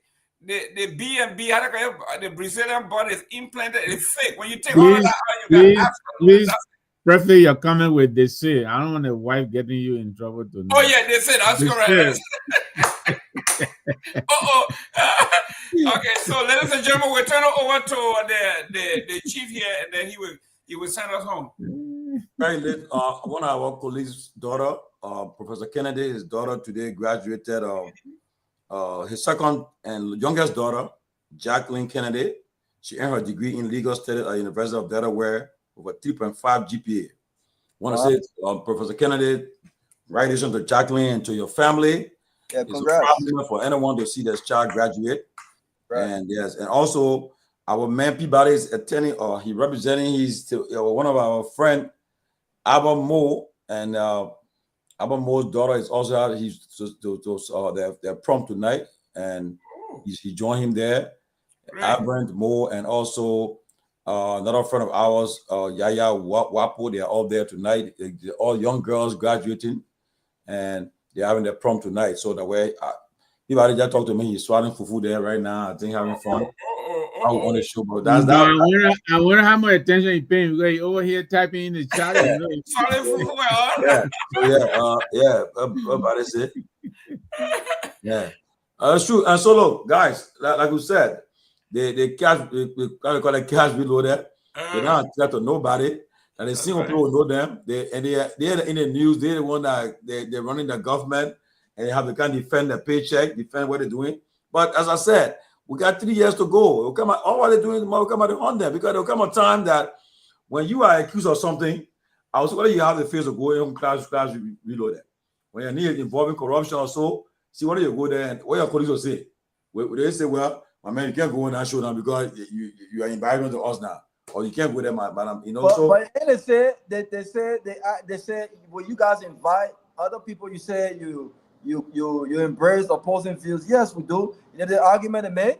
In America, they got Fox News. Fox News is all Republican there.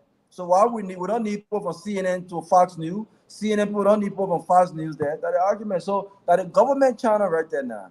Everything they said about the government actually will be fine. Everything. That a regime channel. So LBS is not gonna go anymore. They got their own. So that can't happen now. They have to come here. No, LPS don't have the 55,000 views. LPS don't have the 2.9 comments. I mean, it's not effective. It's not on social. So they need something on social media. So I mean, but I know Fagon may join them. I know Fagon in Ghana the week. I know he said he would join them. I think maybe he'll join them at some point in time. But again, it's not for me. I don't think it's a good idea what they're doing for themselves. I think what you want to do, you want to have independent other.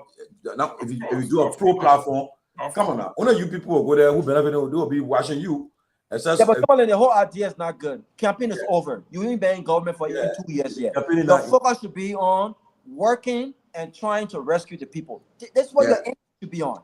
Working and trying to change lives, impact, help Joseph Boakai achieve his agenda. That's what your focus should be on. You know how long these guys are spending on that show? It's a waste of time.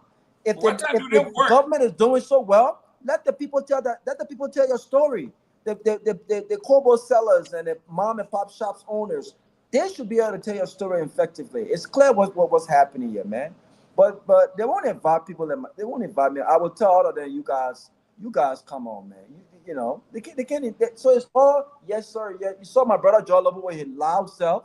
This government is doing well, and this government will succeed. When you're asking all the private sector investment you're talking about, how many have come so far in the country?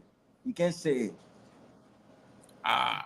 Well, ladies and gentlemen, the chief is here. Check us out.